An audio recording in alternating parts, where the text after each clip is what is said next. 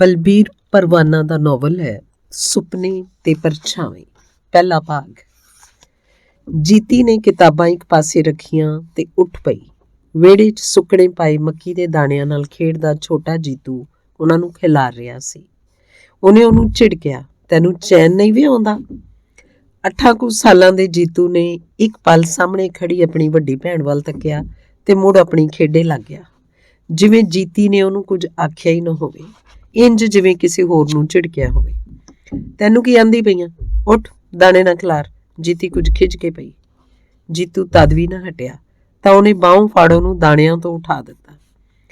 ਉਹਦੇ ਕੱਪੜਿਆਂ 'ਚ ਫਸੇ ਦਾਣੇ ਝਾੜੇ, ਉਹਦੀ ਮੁੱਠ ਵਿਚਾਲੇ ਦਾਣੇ ਖੋਹ ਕੇ ਸੁੱਟੇ ਤੇ ਉਹਨੂੰ ਫੜ ਕੇ ਪਾਸੇ ਨੂੰ ਲੈ ਤੁਰੀ। ਉਹ ਰੋਣ ਲੱਗ ਪਿਆ ਤੇ ਨਾਲੇ ਆਪਣੀ ਬਾਂਹ ਛੁਡਾਉਣ ਲਈ ਜ਼ਿੱਦ ਕਰਨ ਲੱਗਾ। ਲੈ ਬੈਠ ਇੱਥੇ, ਜੇ ਮੁੜ ਕੇ ਦਾਣਿਆਂ ਕੋਲ ਆਇਆ ਤਾਂ ਥੱਪੜ ਮਾਰਾਂਗੀ। ਮੰਜੇ ਤੇ ਸੁੱਟਦਿਆਂ ਜੀਤੀ ਨੇ ਉਹਨੂੰ ਘੂਰਿਆ। ਤਦੋਂ ਹੀ ਅੰਦਰੋਂ ਮਾਂ ਨਿਕਲ ਆਈ। ਨੀ ਕੀ ਗੱਲ ਆ, ਇਹਨੂੰ ਕਾਹਤੋਂ ਮਾਰਨ ਡਈ ਹੈ? ਰਾਮੋ ਨੇ ਇੱਕ ਪਲ ਸਾਰੇ ਵਿਹੜੇ 'ਚ ਖਿਲਰੇ ਦਾਣੇ ਤੱਕੇ ਤੇ ਫਿਰ ਗੁੱਸੇ 'ਚ ਬੋਲੀ, ਕੀ ਗੱਲ ਹੈ ਵੇ ਤੂੰ ਆਖੇ ਨਹੀਂ ਲੱਗਦਾ? ਜੀ ਤੂੰ ਕਰਦਾ ਮੰਜੇ ਤੇ ਪਿਆ ਰਿਹਾ। ਤਰਕਾਲਾਂ ਪੈ ਰਹੀਆਂ ਸਨ। ਕੋਠਿਆਂ ਦੇ ਪਰਛਾਵੇਂ ਵਿਹੜੇ 'ਚ ਦੂਰ ਦੂਰ ਤੱਕ ਪਸਰ ਗਏ ਸਨ। ਵਿਰਲੇ ਵਿਰਲੇ ਘਰਾਂ 'ਚੋਂ ਧੂਏ ਉੱਠਣ ਲੱਗ ਪਏ ਸਨ। ਸੁਆਣੀਆਂ ਰੋਟੀ ਪਾਣੀ ਦੇ ਆਰ 'ਚ ਲੱਗ ਗਈਆਂ ਸਨ।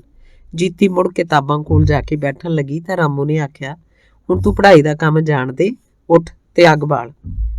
ਮੇਰਾ ਅਜੇ ਸਕੂਲ ਦਾ ਕਿੰਨਾ ਹੀ ਕੰਮ ਰਹਿੰਦਾ ਹੈ, ਰਾਤ ਨੂੰ ਕਰ ਲਈ ਹੁਣ। ਅਣਮੰਨੇ ਜੇ ਮਨ ਨਾਲ ਜੀਤੀ ਰਸੋਈ ਵੱਲ ਤੁਰ ਪਈ। ਅੱਗ ਬਾਲ ਕੇ ਪਤੀਲੇ 'ਚ ਪਾਣੀ ਪਾ ਕੇ ਉਹਨੇ ਚੁੱਲ੍ਹੇ ਤੇ ਰੱਖਿਆ ਤੇ ਆਪ ਸਬਜ਼ੀ ਵਾਸਤੇ ਆਲੂ ਚੀਰਨ ਲੱਗੀ।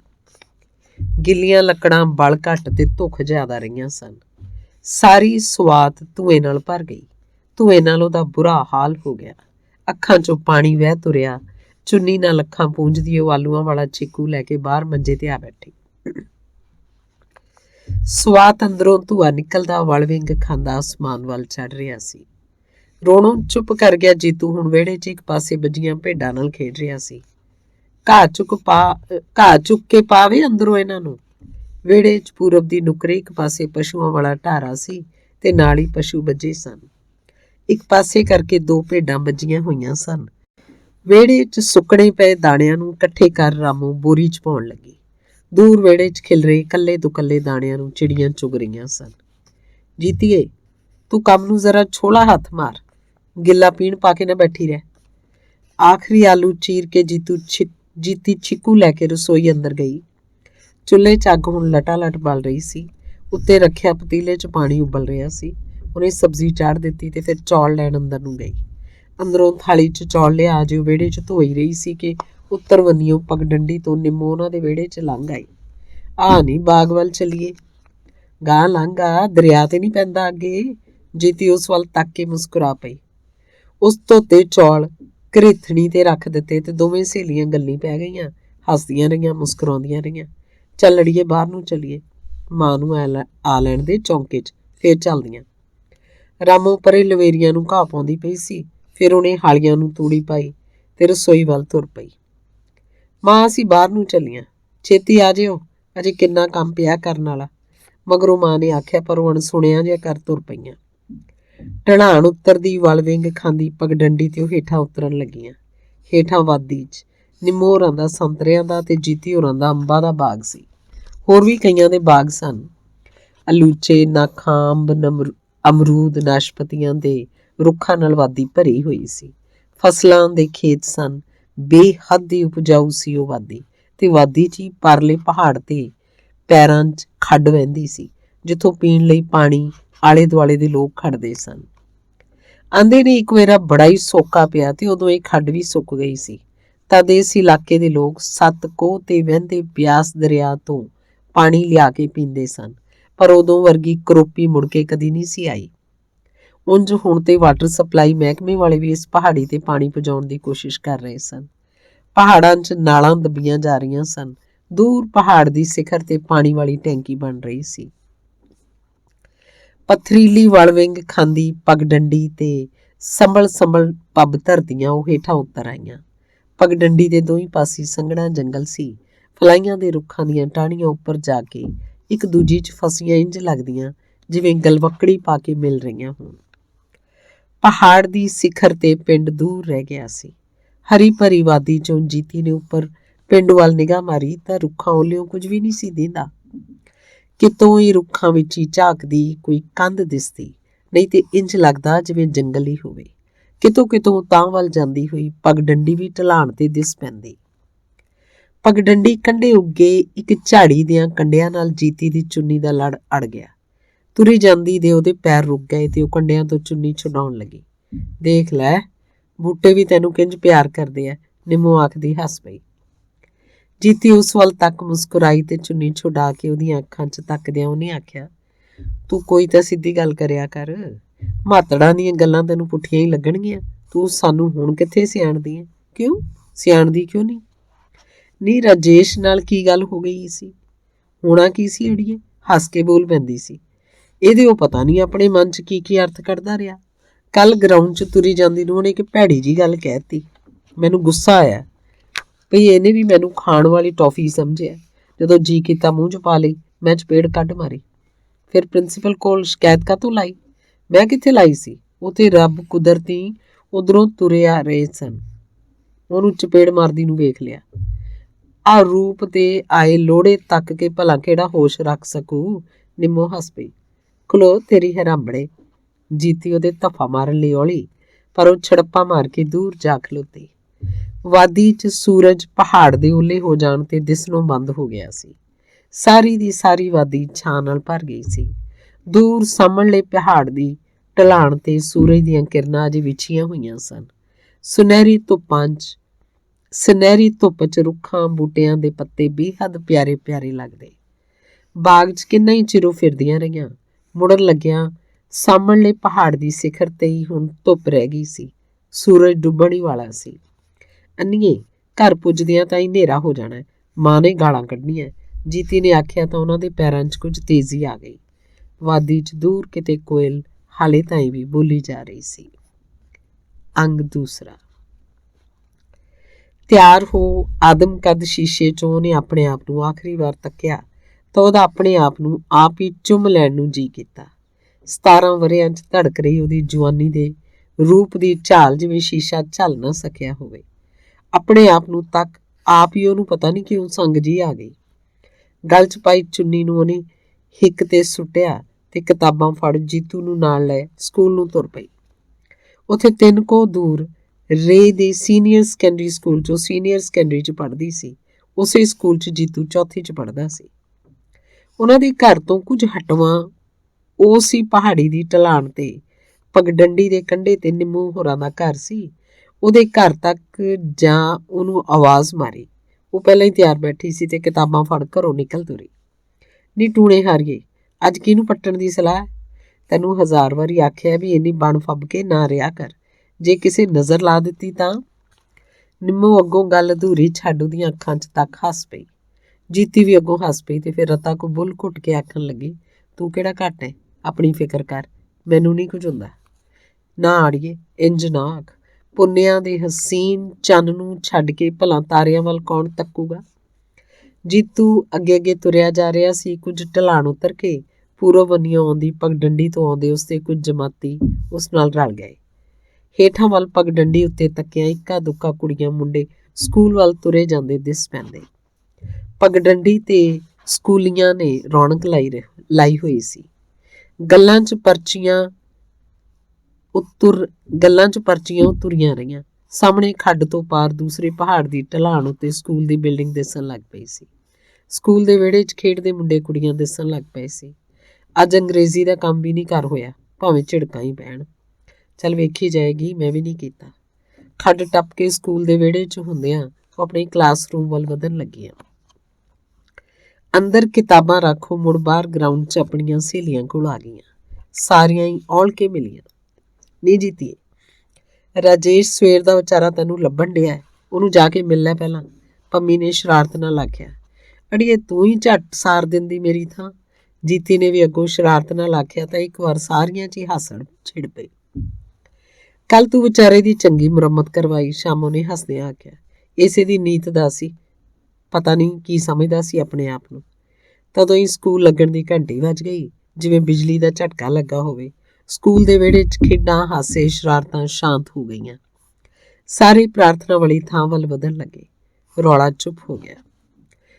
ਪ੍ਰਾਰਥਨਾ ਤੋਂ ਬਾਅਦ ਸਭ ਆਪਣੀਆਂ ਆਪਣੀਆਂ ਕਲਾਸਾਂ ਵੱਲ ਚਲੇ ਗਏ। ਕਲਾਸ ਦੇ ਪਿਛਲੇ ਖੂੰਜੇ 'ਚ ਰਾਜੇਸ਼ ਵੀ ਨਿੰਮੋ ਝੂਣਾ ਜਿਹਾ ਹੋ ਕੇ ਬੈਠਾ ਸੀ। ਸਭ ਹੀ ਉਸ ਵੱਲ ਸ਼ਰਾਰਤ ਨਾਲ ਤੱਕਦੇ ਤੇ ਜਾਂ ਕੋਈ ਜੀਤੀ ਵੱਲ ਵੀ। ਪਰ ਜੀਤੀ ਤਾਂ ਇੰਝ ਬੈਠੀ ਸੀ ਜਿਵੇਂ ਕੋਈ ਗੱਲ ਹੀ ਨਾ ਹੋਈ ਹੋਵੇ, ਜਿਵੇਂ ਕਿਸੇ ਗੱਲ ਨਾਲ ਉਹਦਾ ਦੂਰ ਦਾ ਵੀ ਵਾਸਤਾ ਨਾ ਰਿਹਾ ਹੋਵੇ। ਪੀਰੀਅਡ ਲੱਗਦੇ ਰਹੇ, ਪੜ੍ਹਾਈ ਹੁੰਦੀ ਰਹੀ। ਅੱਧੀ ਛੁੱਟੀ ਤਾਈਂ ਸੂਰਜ ਸਿਖਰ ਆ ਗਿਆ ਸੀ। ਉਹਨਾਂ ਦਾ ਮਨ ਵੀ ਕਿਤਾਬਾਂ ਦੇ ਸਫ਼ਿਆਂ 'ਚ ਗੁਆਚਾ ਥੱਕ ਗਿਆ ਸੀ। ਅੱਧੀ ਛੁੱਟੀ ਨੂੰ ਜਮਾਤ ਦੀਆਂ ਸਾਰੀਆਂ ਹੀ ਕੁੜੀਆਂ ਬਾਹਰ ਫੁੱਲਾਂ ਦੀਆਂ ਕਿਆਰੀਆਂ ਕੋਲ ਆ ਬੈਠੀਆਂ। ਰੰਗ ਬਰੰਗੇ ਖਿੜੇ ਫੁੱਲਾਂ ਤੇ ਤਿਤਲੀਆਂ ਘੁੰਮ ਰਹੀਆਂ ਸਨ। ਕੁਝ ਦੇਰ ਤੇ ਉਹ ਬੈਠੀਆਂ ਗੱਲਾਂ ਮਾਰਦੀਆਂ ਰਹੀਆਂ, ਫਿਰ ਫੁੱਲਾਂ ਤੇ ਘੁੰਮਦੀਆਂ ਤਿਤਲੀਆਂ ਨੂੰ ਫੜਨ ਲੱਗ ਪਈਆਂ। ਖੇਡ 'ਚ ਇੰਜ ਮਸਤ ਹੋ ਗਈਆਂ ਕਿ ਆਪਾ ਭੁੱਲ ਗਈਆਂ। ਫਿਰ ਸਾਰਾ ਜ਼ੋਰ ਲਾ ਕੇ ਵੀ ਕੋਈ ਤਿਤਲੀ ਨਾ ਫੜ ਸਕੀਆਂ। ਵੇਖ ਨੀ ਜੀਤੀਏ, ਉਹ ਪਰਲੀ ਵਾਰਡ ਦੇ ਖੂੰਜੇ ਰਾਜੇਸ਼ ਖੜਾ ਤੈਨੂੰ ਹੀ ਤੱਕ ਰਿਹਾ। ਖੇਡ 'ਚ ਪਰਚੀ ਸ਼ਾਮੋਂ ਦਾ ਪਤਾ ਨਹੀਂ ਕਿਵੇਂ ਗਰਾਊਂਡ ਦੇ ਪਰਲੇ ਕੋਨੇ ਕੋਲ ਖੜੇ ਰਾਜੇਸ਼ ਵੱਲ ਧਿਆਨ ਪੈ ਗਿਆ ਸੀ। ਉਹਨਾਂ ਵੱਲ ਹੀ ਤੱਕ ਰਿਹਾ ਸੀ, ਨਹੀਂ ਸਗੋਂ ਜੀਤੀ ਵੱਲ ਤੱਕ ਰਿਹਾ ਸੀ। ਸਾਰੀਆਂ ਹੀ ਕੁੜੀਆਂ ਨੇ ਉੱਧਰ ਤੱਕਿਆ। ਰਾਜੇਸ਼ ਸੱਚਮੁੱਚ ਹੀ ਇਕੱਲਾ ਖੜਾ ਉਦਾਸਿਆ ਜਿਹਾ ਉਹਨਾਂ ਵੱਲ ਤੱਕ ਰਿਹਾ ਸੀ। ਜਦ ਸਾਰੀਆਂ ਕੁੜੀਆਂ ਹੀ ਉੱਧਰ ਤੱਕਣ ਲੱਗ ਪਈਆਂ ਤਾਂ ਫਿਰ ਉਹ ਧਿਆਨ ਮੋੜ ਕੇ ਦੂਜੇ ਪਾਸੇ ਨੂੰ ਤੁਰ ਪਿਆ। ਪੂਰਾ ਮਜਨੂ ਹੈ ਜੀਤੀਏ, ਤੇਰੇ ਦਰ ਤੇ ਹੀ ਸ਼ਹੀਦ ਹੋਏਗਾ, ਹੱਸਦਿਆਂ ਸ਼ਾਮੂ ਨੇ ਆਖਿਆ। ਕੁੜੀਆਂ ਵੀ ਹੱਸ ਪਈਆਂ, ਜੀਤੀ ਵੀ ਹੱਸ ਪਈ। ਇਹਦੀ ਅਜੇ ਹੋਰ ਜੁੱਤੀਆਂ ਖਾਣ ਦੀ ਸਲਾਹ ਲੱਗਦੀ ਹੈ। ਜੀਤੀ ਦੀਆਂ ਬੋਲਾਂ 'ਚ ਕੁਝ ਖਿਝ ਜਿਹੀ ਸੀ। ਰਾਜੇਸ਼ ਵਾਰਡ ਟੱਪ ਕੇ ਪਾਰ ਲੰਘ ਗਿਆ। ਪਹਾੜੀ ਝਾੜੀਆਂ ਦੇ ਓਲੇ ਹੋ ਪਤਾ ਨਹੀਂ ਕਿੱਧਰ ਨੂੰ ਤੁਰ ਗਿਆ ਸੀ। ਕੁੜੀਆਂ ਕਿੰਨਾ ਚਿਰ ਉਹਦਾ ਨਾਂ ਲੈ ਲੈ ਹੱਸਦੀਆਂ ਰਹੀਆਂ। ਅੰਗ ਤੀਸਰਾ। ਮਾਰਚ ਦੇ ਆਖਰੀ ਦਿਨ ਸਨ। ਸੂਰਜ ਦੀਆਂ ਨਿੱਘੀਆਂ ਨਿੱਘੀਆਂ ਸੁਖਾਵੀਆਂ ਕਿਰਨਾਂ ਦੀ ਧੁੱਪੇ ਜੀਤੀ ਹੋਰਾਂ ਦਾ ਸਾਰਾ ਹੀ ਟੱਬਰ ਬੈਠਾ ਸੀ। ਉਹਦਾ ਵੱਡਾ ਭਰਾ, ਨਵੀਂ ਆਈ ਭਰਜਾਈ, ਛੋਟਾ ਜੀਤੂ ਤੇ ਮਾਂ। ਉਹਦਾ ਬਾਪੂ ਬਾਹਰ ਬਾਗ 'ਚ ਸੀ। ਘਰ ਦੀਆਂ ਹੀ ਗੱਲਾਂ ਚੱਲ ਰਹੀਆਂ ਸੀ। ਭਾਵੇਂ ਦੁਪਹਿਰਾਂ ਹੋਣ ਵਾਲੀਆਂ ਸਨ, ਪਰ ਨਿੱਘੀਆਂ ਕਿਰਨਾਂ ਸਰੀਰ ਨੂੰ ਇੱਕ ਸੁਖਦਾਇਕ ਜਿਹਾ ਆਨੰਦ ਦਿੰਦੀਆਂ। ਆਪਣਾ ਆਪ ਹਲਕਾ ਹਲਕਾ ਸੋਹਣਾ ਸੋਹਣਾ ਲੱਗਦਾ। ਉਹਦੀ ਭਰਜਾਈ ਗੀਤੋ ਗੱਲਾਂ ਘੱਟ ਪਰ ਮੁਸਕਰਾ ਜ਼ਿਆਦਾ ਰਹੀ ਸੀ। ਜੀਤੀ, ਤੂੰ ਆਪਣੇ ਬਾਪੂ ਨੂੰ ਰੋਟੀ ਫੜਾਇਆ ਬਾਗ 'ਚ? ਮਾਂ ਨੇ ਮੰਜੇ ਤੋਂ ਉੱਠਦਿਆਂ ਆਖਿਆ। ਉੱਪਰੋਂ ਮੇਰਾ ਇਮਤਿਹਾਨ ਹੈ ਸਿਰ ਤੇ, ਤੁਸੀਂ ਹਰ ਵੇਲੇ ਕੋਈ ਨਾ ਕੋਈ ਕੰਮ ਦੱਸ ਹੀ ਛੱਡਦੇ ਹੋ। ਜੀਤੀ ਨੇ ਹੱਥ 'ਚ ਫੜੀ ਕਿਤਾਬ ਖੋਲ ਲਈ। ਤੂੰ ਰੋਟੀ ਫੜਾ ਕੇ ਆ ਜਾਈਂ, ਕਿਹੜਾ ਵਰਾ ਲੱਗਣਾ। ਅਣਮੰਨੇ ਜੇ ਮਨ ਨਾਲ ਉੱਠ ਕੇ ਅੰਦਰ ਗਈ। ਕਿਤਾਬਾਂ ਅਲਮਾਰੀ 'ਚ ਰੱਖੀਆਂ ਤੇ ਆਦਮਕਦ ਸ਼ੀਸ਼ੇ ਦੇ ਸਾਹਮਣੇ ਖੜੋ ਆਪਣੇ ਆਪ ਨੂੰ ਤੱਕਿਆ। ਵਾਲ ਕੁਝ ਖਿਲਰੇ ਹੋਏ ਸਨ। ਉਹਨੇ ਗੁੱਤ ਖੋਲ ਲਈ। ਵਾਲਾਂ ਨੂੰ ਡਾਢੇ ਦੀ ਸੁਆਰ ਕੇ ਰਿਬਨ ਬੰਨ ਉਂਜੀ ਪਿੱਠ ਤੇ ਖੁੱਲੇ ਰਹਿਣ ਦਿੱਤਾ। ਅੱਖਾਂ 'ਚ ਸੁਰਮਾ ਪਾਇਆ ਤੇ ਸਿਰ ਤੋਂ ਪੀਲੀ ਚੁੰਨੀ ਲਾ ਕੇ ਕਿੱਲੀ ਤੇ ਟੰਗੀ ਕਾਲੀ ਚੁੰਨੀ ਉੱਪਰ ਲੈ ਲਈ। ਕਾਲੇ ਫੁੱਲਾਂ ਵਾਲੇ ਸੂਟ ਨਾਲ ਕਾਲੀ ਚੁੰਨੀ ਨੇ ਉਹਦੇ ਰੂਪ ਤੇ ਲੋੜਾ ਹੀ ਲੈ ਆਉਂਦਾ। ਜਵਾਨੀ ਭਾਂਬੜੀ ਮੱਚ ਉੱਠੀ। ਗੋਰੇ ਗੋਰੇ ਮੂੰਹ ਤੋਂ ਲਾਲੀ ਫੁੱਟ ਫੁੱਟ ਪੈ ਰਹੀ ਸੀ। ਆਖਰੀ ਵਾਰ ਨਜ਼ਰ ਭਰ ਕੇ ਆਪਣੇ ਆਪ ਨੂੰ ਸ਼ੀਸ਼ੇ 'ਚੋਂ ਤੱਕ ਕੇ ਉਹ ਬਾਹਰ ਨਿਕਲਣੀ ਲੱਗੀ ਸੀ ਕਿ ਗੀਤੋ ਬੂਆ ਲੰਘ ਆਈ। ਠਹਿਰ ਜਾ ਜੀਤੀ, ਕਿਤੇ ਕੋਈ ਨਜ਼ਰ ਹੀ ਨਾ ਲਾ ਦੇ ਧੁੱਪ ਵਾਂਗੂ ਮੱਚਦੇ ਰੂਪ ਨੂੰ। ਮੈਂ ਮਿੱਟੀ ਦਾ ਟਿੱਕਾ ਲਾ ਦਿਆਂ। ਭਾਬੀ, ਮੈਂ ਕੋਈ ਤੈਥੋਂ ਜ਼ਿਆਦਾ ਸੋਹਣੀ ਤਾਂ ਨਹੀਂ? ਜੀਤੀ ਹੱਸਦੀ ਬਾਹਰ ਆ ਗਈ। ਰਸੋਈ 'ਚ ਮਾਂ ਨੇ ਰੋਟੀ ਬੰਨ੍ਹ ਦਿੱਤੀ ਹੋਈ ਸੀ। ਉਹ ਰੋਟੀਆਂ ਫੜ ਤੁਰਨ ਲੱਗੀ ਤਾਂ ਮਾਂ ਇੱਕ ਟੱਕ ਹੀ ਉਹਨੂੰ ਤੱਕ ਰਹੀ ਸੀ। ਪਤਾ ਨਹੀਂ ਉਹਦੀਆਂ ਅੱਖਾਂ 'ਚ ਕਿਉਂ ਚਿੰਤਾ ਦੇ ਪਰਛਾਵੇਂ ਤੈਰਨ ਲੱਗੇ ਸਨ। ਉਸ ਤੋਂ ਮਾਂ ਦੀਆਂ ਨਜ਼ਰਾਂ ਦਾ ਸਾਹਮਣਾ ਨਾ ਕਰ ਹੋਇਆ। ਛੇਤੀ ਆ ਜਾਈ ਨੀ, ਉੱਧਰ ਹੀ ਨਾ ਵਰਾ ਲਾ ਕੇ ਮੁੜੀ, ਪਿੱਛੋਂ ਮਾਂ ਨੇ ਆਖਿਆ। ਉਹਦੇ ਬੋਲਾਂ 'ਚ ਫਿਕਰ ਤੇ ਘੂਰ ਸੀ। ਪਰ ਜੀਤੀ ਬੇਪਰਵਾਹ ਹੋ ਲੰਘ ਆਈ। ਵਿਹੜਾ ਲੰਘ ਪਗਡੰਡੀ ਤੇ ਪੈਰ ਪਾਏ ਤਾਂ ਉਹਨੂੰ ਨਿੰਮੋ ਦਾ ਖਿਆਲ ਆਇਆ। ਨਿੰਮੋ ਨੂੰ ਵੀ ਨਾਲ ਲੈ ਚੱਲਦੀ ਉਹਨੇ ਸੋਚਿਆ ਤੇ ਉਹਨਾਂ ਦੇ ਘਰ ਵੱਲ ਤੁਰ ਪਈ। ਵਿਹੜੇ 'ਚ ਉਹਦੀ ਮਾਂ ਦਾਲ 'ਚੋਂ ਰੋੜ ਚੁਗ ਰਹੀ ਸੀ। ਤਾਈ ਨਿੰਮੋ ਕਿੱਥੇ ਆ? ਅੰਦਰ ਹੋਣੀ ਐ। ਧਨੋ ਨੇ ਥਾਲੀ ਤੋਂ ਧਿਆਨ ਚੁੱਕ ਉਸ ਵੱਲ ਤੱਕਦਿਆਂ ਆਖਿਆ। ਆ ਲੰਘ ਜਾ। ਲੰਘਿਆ ਅਗਾਂ? ਲੰਘਣਾ ਨਹੀਂ, ਮੈਂ ਬਾਗ ਵੱਲ ਚੱਲੀ ਸੀ। ਸੋਚਿਆ ਜੇ ਉਹਨੇ ਵੀ ਜਾਣਾ ਹੋਵੇ ਤਾਂ ਦੋਵੇਂ ਸਾਥੋਂ ਸਾਥ ਚਲੀਆਂ ਜਾਂਦੀਆਂ। ਅੰਦਰੋਂ ਨਿੰਮੋ ਵੀ ਉਹਦੇ ਬੋਲਾਂ ਨੂੰ ਸੁਣ ਕੇ ਨਿਕਲ ਆਈ। ਕੀ ਗੱਲ ਹੈ ਨੀ? ਰਾਹ 'ਚ ਬਾਂਗਾ ਦੇਣ ਡਈ ਐ, ਤੈਥੋਂ ਗਾਂ ਨਹੀਂ ਆ ਹੁੰਦਾ? ਆੜੀਏ ਬਾਗ ਵੱਲ ਚੱਲੀਏ, ਬਾਪੂ ਦੀ ਰੋਟੀ ਲੈ ਕੇ ਜਾਣਾ। ਨਿੰਮੋ ਨੇ ਇੱਕ ਪਲ ਆਪਣੀ ਮਾਂ ਵੱਲ ਤੱਕਿਆ, ਜਿਵੇਂ ਉਹ ਤੋਂ ਪੁੱਛਣਾ ਚਾਹੁੰਦੀ ਹੋਵੇ, ਪਰ ਧਨੋ ਆਪਣੇ ਧਿਆਨ 'ਚ ਰੋੜ ਚੁਗਣ ਲੱਗੀ ਸੀ। ਠਹਿਰ ਜਾ ਕੁਝ ਪਲ, मैं अंदरों दूजी चुन्नी लै लवां। छेती आ जाई नी, तुरदी ਨੂੰ ਪਿੱਛੋਂ ਮਾਂ ਨੇ ਆਖਿਆ। ਪਗਡੰਡੀ ਦੇ ਦੋਹੀਂ ਪਾਸੇ ਫਲਾਹਾਂ ਨੂੰ ਬੂਰ ਮਹਿਕਿਆ ਹੋਇਆ ਸੀ। ਨਿੱਕੇ ਨਿੱਕੇ ਜੰਗਲੀ ਪੌਦਿਆਂ ਨੂੰ ਰੰਗ ਬਰੰਗੇ ਜੰਗਲੀ ਫੁੱਲ ਖਿੜੇ ਹੋਏ ਸਨ। ਕਿਤੇ ਕਿਤੇ ਕੋਈ ਧਰੇਕ ਤਾਂ ਬੂਰ ਨਾਲ ਚਿੱਟੀ ਹੋ ਗਈ ਸੀ। ਮਹਿਕੇ ਬੂਰ ਤੇ ਤਿਤਲੀਆਂ, ਭੌਰੇ ਤੇ ਕਈ ਹੋਰ ਤਰ੍ਹਾਂ ਦੇ ਖੰਭਾਂ ਵਾਲੇ ਜੀਵ ਉੱਡ ਰਹੇ ਸਨ। ਹਵਾ ਮਹਿਕੀ ਹੋਈ ਸੀ, ਰੁੱਖ ਮਹਿਕੇ ਹੋਏ ਸਨ ਤੇ ਪਗਡੰਡੀਆਂ ਤੋਂ ਲੰਘਣ ਵਾਲੇ ਪਹਾੜੀਆਂ ਦੀਆਂ ਉਹਨਾਂ ਢਲਾਨਾਂ ਤੇ ਰਹਿਣ ਵਾਲੇ ਵੀ ਸਾਰੇ ਉਸ ਮਹਿਕ 'ਚ ਘਿਰੇ ਖੁਦ ਮਹਿਕੇ ਹੋਏ ਸਨ। ਦੂਰ ਕਿਤੇ ਵਾਦੀ 'ਚ ਇੱਕ ਕੋਇਲ ਕੂਕ ਰਹੀ ਸੀ। ਬਾਗ 'ਚ ਜੀਤੀ ਦਾ ਬਾਪੂ ਰੱਖਾ ਅੰਬਾਂ ਦੇ ਮੁੱਢੀ ਪਾਣੀ ਪਾ ਰਿਹਾ ਸੀ। ਜੀਤੀ ਨੇ ਰੋਟੀਆਂ ਜਾ ਰੱਖੀਆਂ ਤਾਂ ਇੱਕ ਪਲ ਮੁਟਿਆਰ ਧੀ ਦੇ ਮੂੰਹ ਵੱਲ ਤੱਕਦਾ ਹੀ ਰਹਿ ਗਿਆ। ਉਹ ਘਰ ਕੀ ਕਰਦੇ ਸੀ ਸਾਰੇ? ਰੋਟੀਆਂ ਤੂੰ ਜੋ ਲੈ ਕੇ ਆਈ ਹੈ?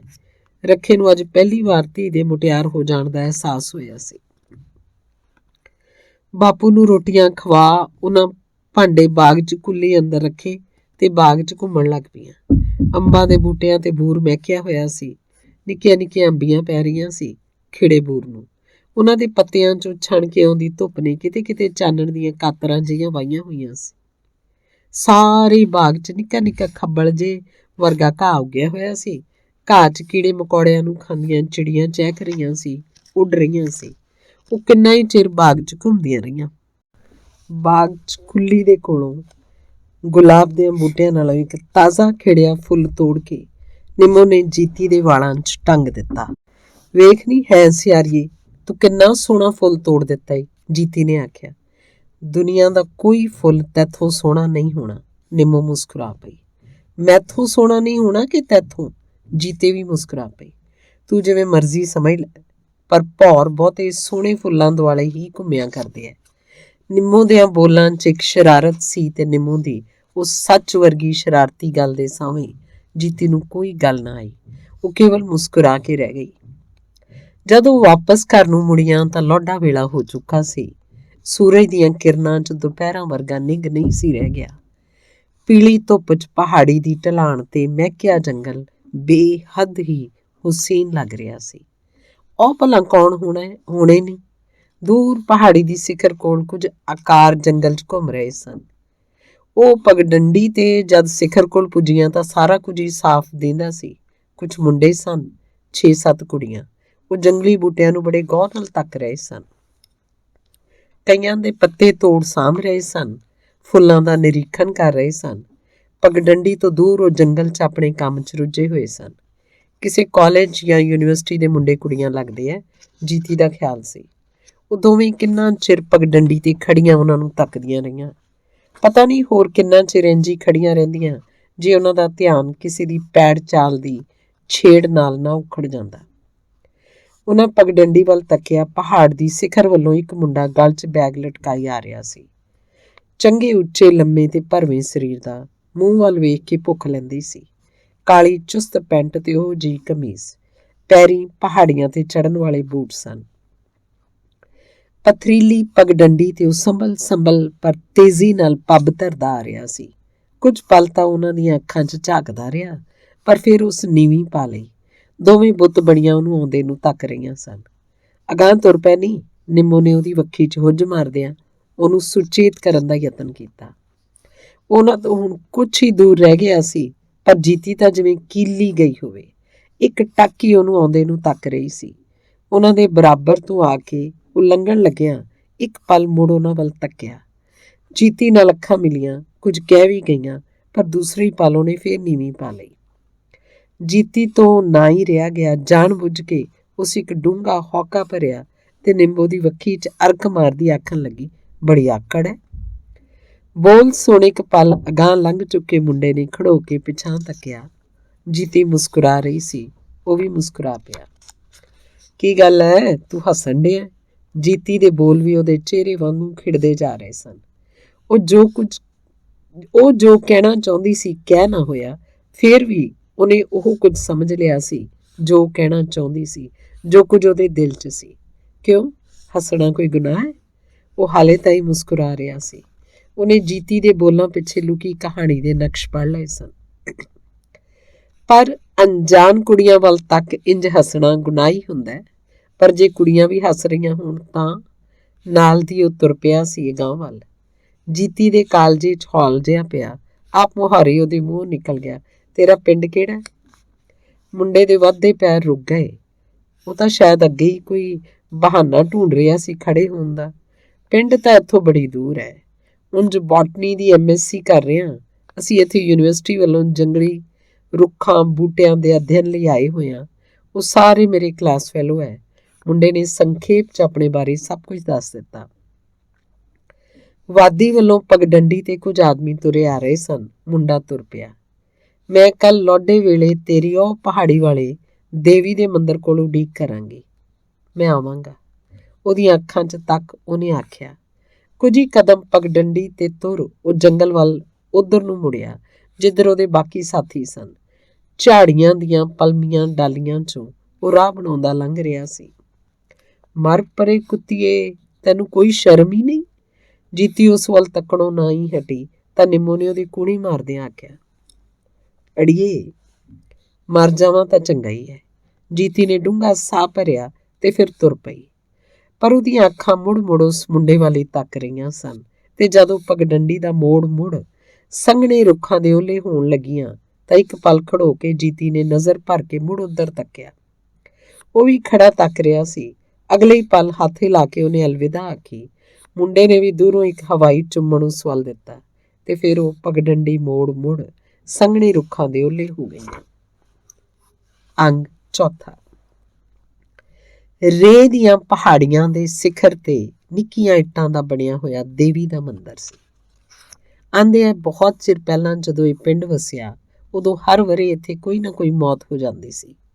ਫਿਰ ਸੁਪਨੇ 'ਚ ਕਿਸੇ ਬਜ਼ੁਰਗ ਨੂੰ ਦੇਵੀ ਦੇ ਦਰਸ਼ਨ ਦਿੱਤੇ ਤੇ ਨਾਲ ਹੀ ਆਖਿਆ, ਪਹਾੜੀ ਦੀ ਸਿਖਰ ਤੇ ਮੇਰਾ ਮੰਦਰ ਬਣਾ ਦਿਓ ਤਾਂ ਹਰ ਵਰੇ ਦੀ ਮੌਤ ਟਲ ਜਾਏਗੀ।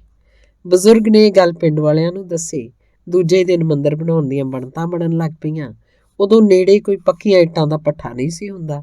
ਪਿੰਡ ਵਾਲਿਆਂ ਨੇ 30 ਕੋਹ ਮੁਕੇਰੀਆਂ ਤੋਂ ਇੱਟਾਂ ਖੱਚਰਾਂ ਤੇ ਲੱਦ ਕੇ ਆਂਦੀਆਂ। ਬੇੜੀ 'ਚ ਰੱਖ ਕੇ ਬਿਆਸ ਦਰਿਆ ਟਪਾ ਕੇ ਸਿਰ ਤੇ ਟੋਕਰੀਆਂ ਨਾਲ ਇੱਟਾਂ ਇਸ ਪਹਾੜੀ ਦੀ ਸਿਖਰ ਤੇ ਚਾੜੀਆਂ।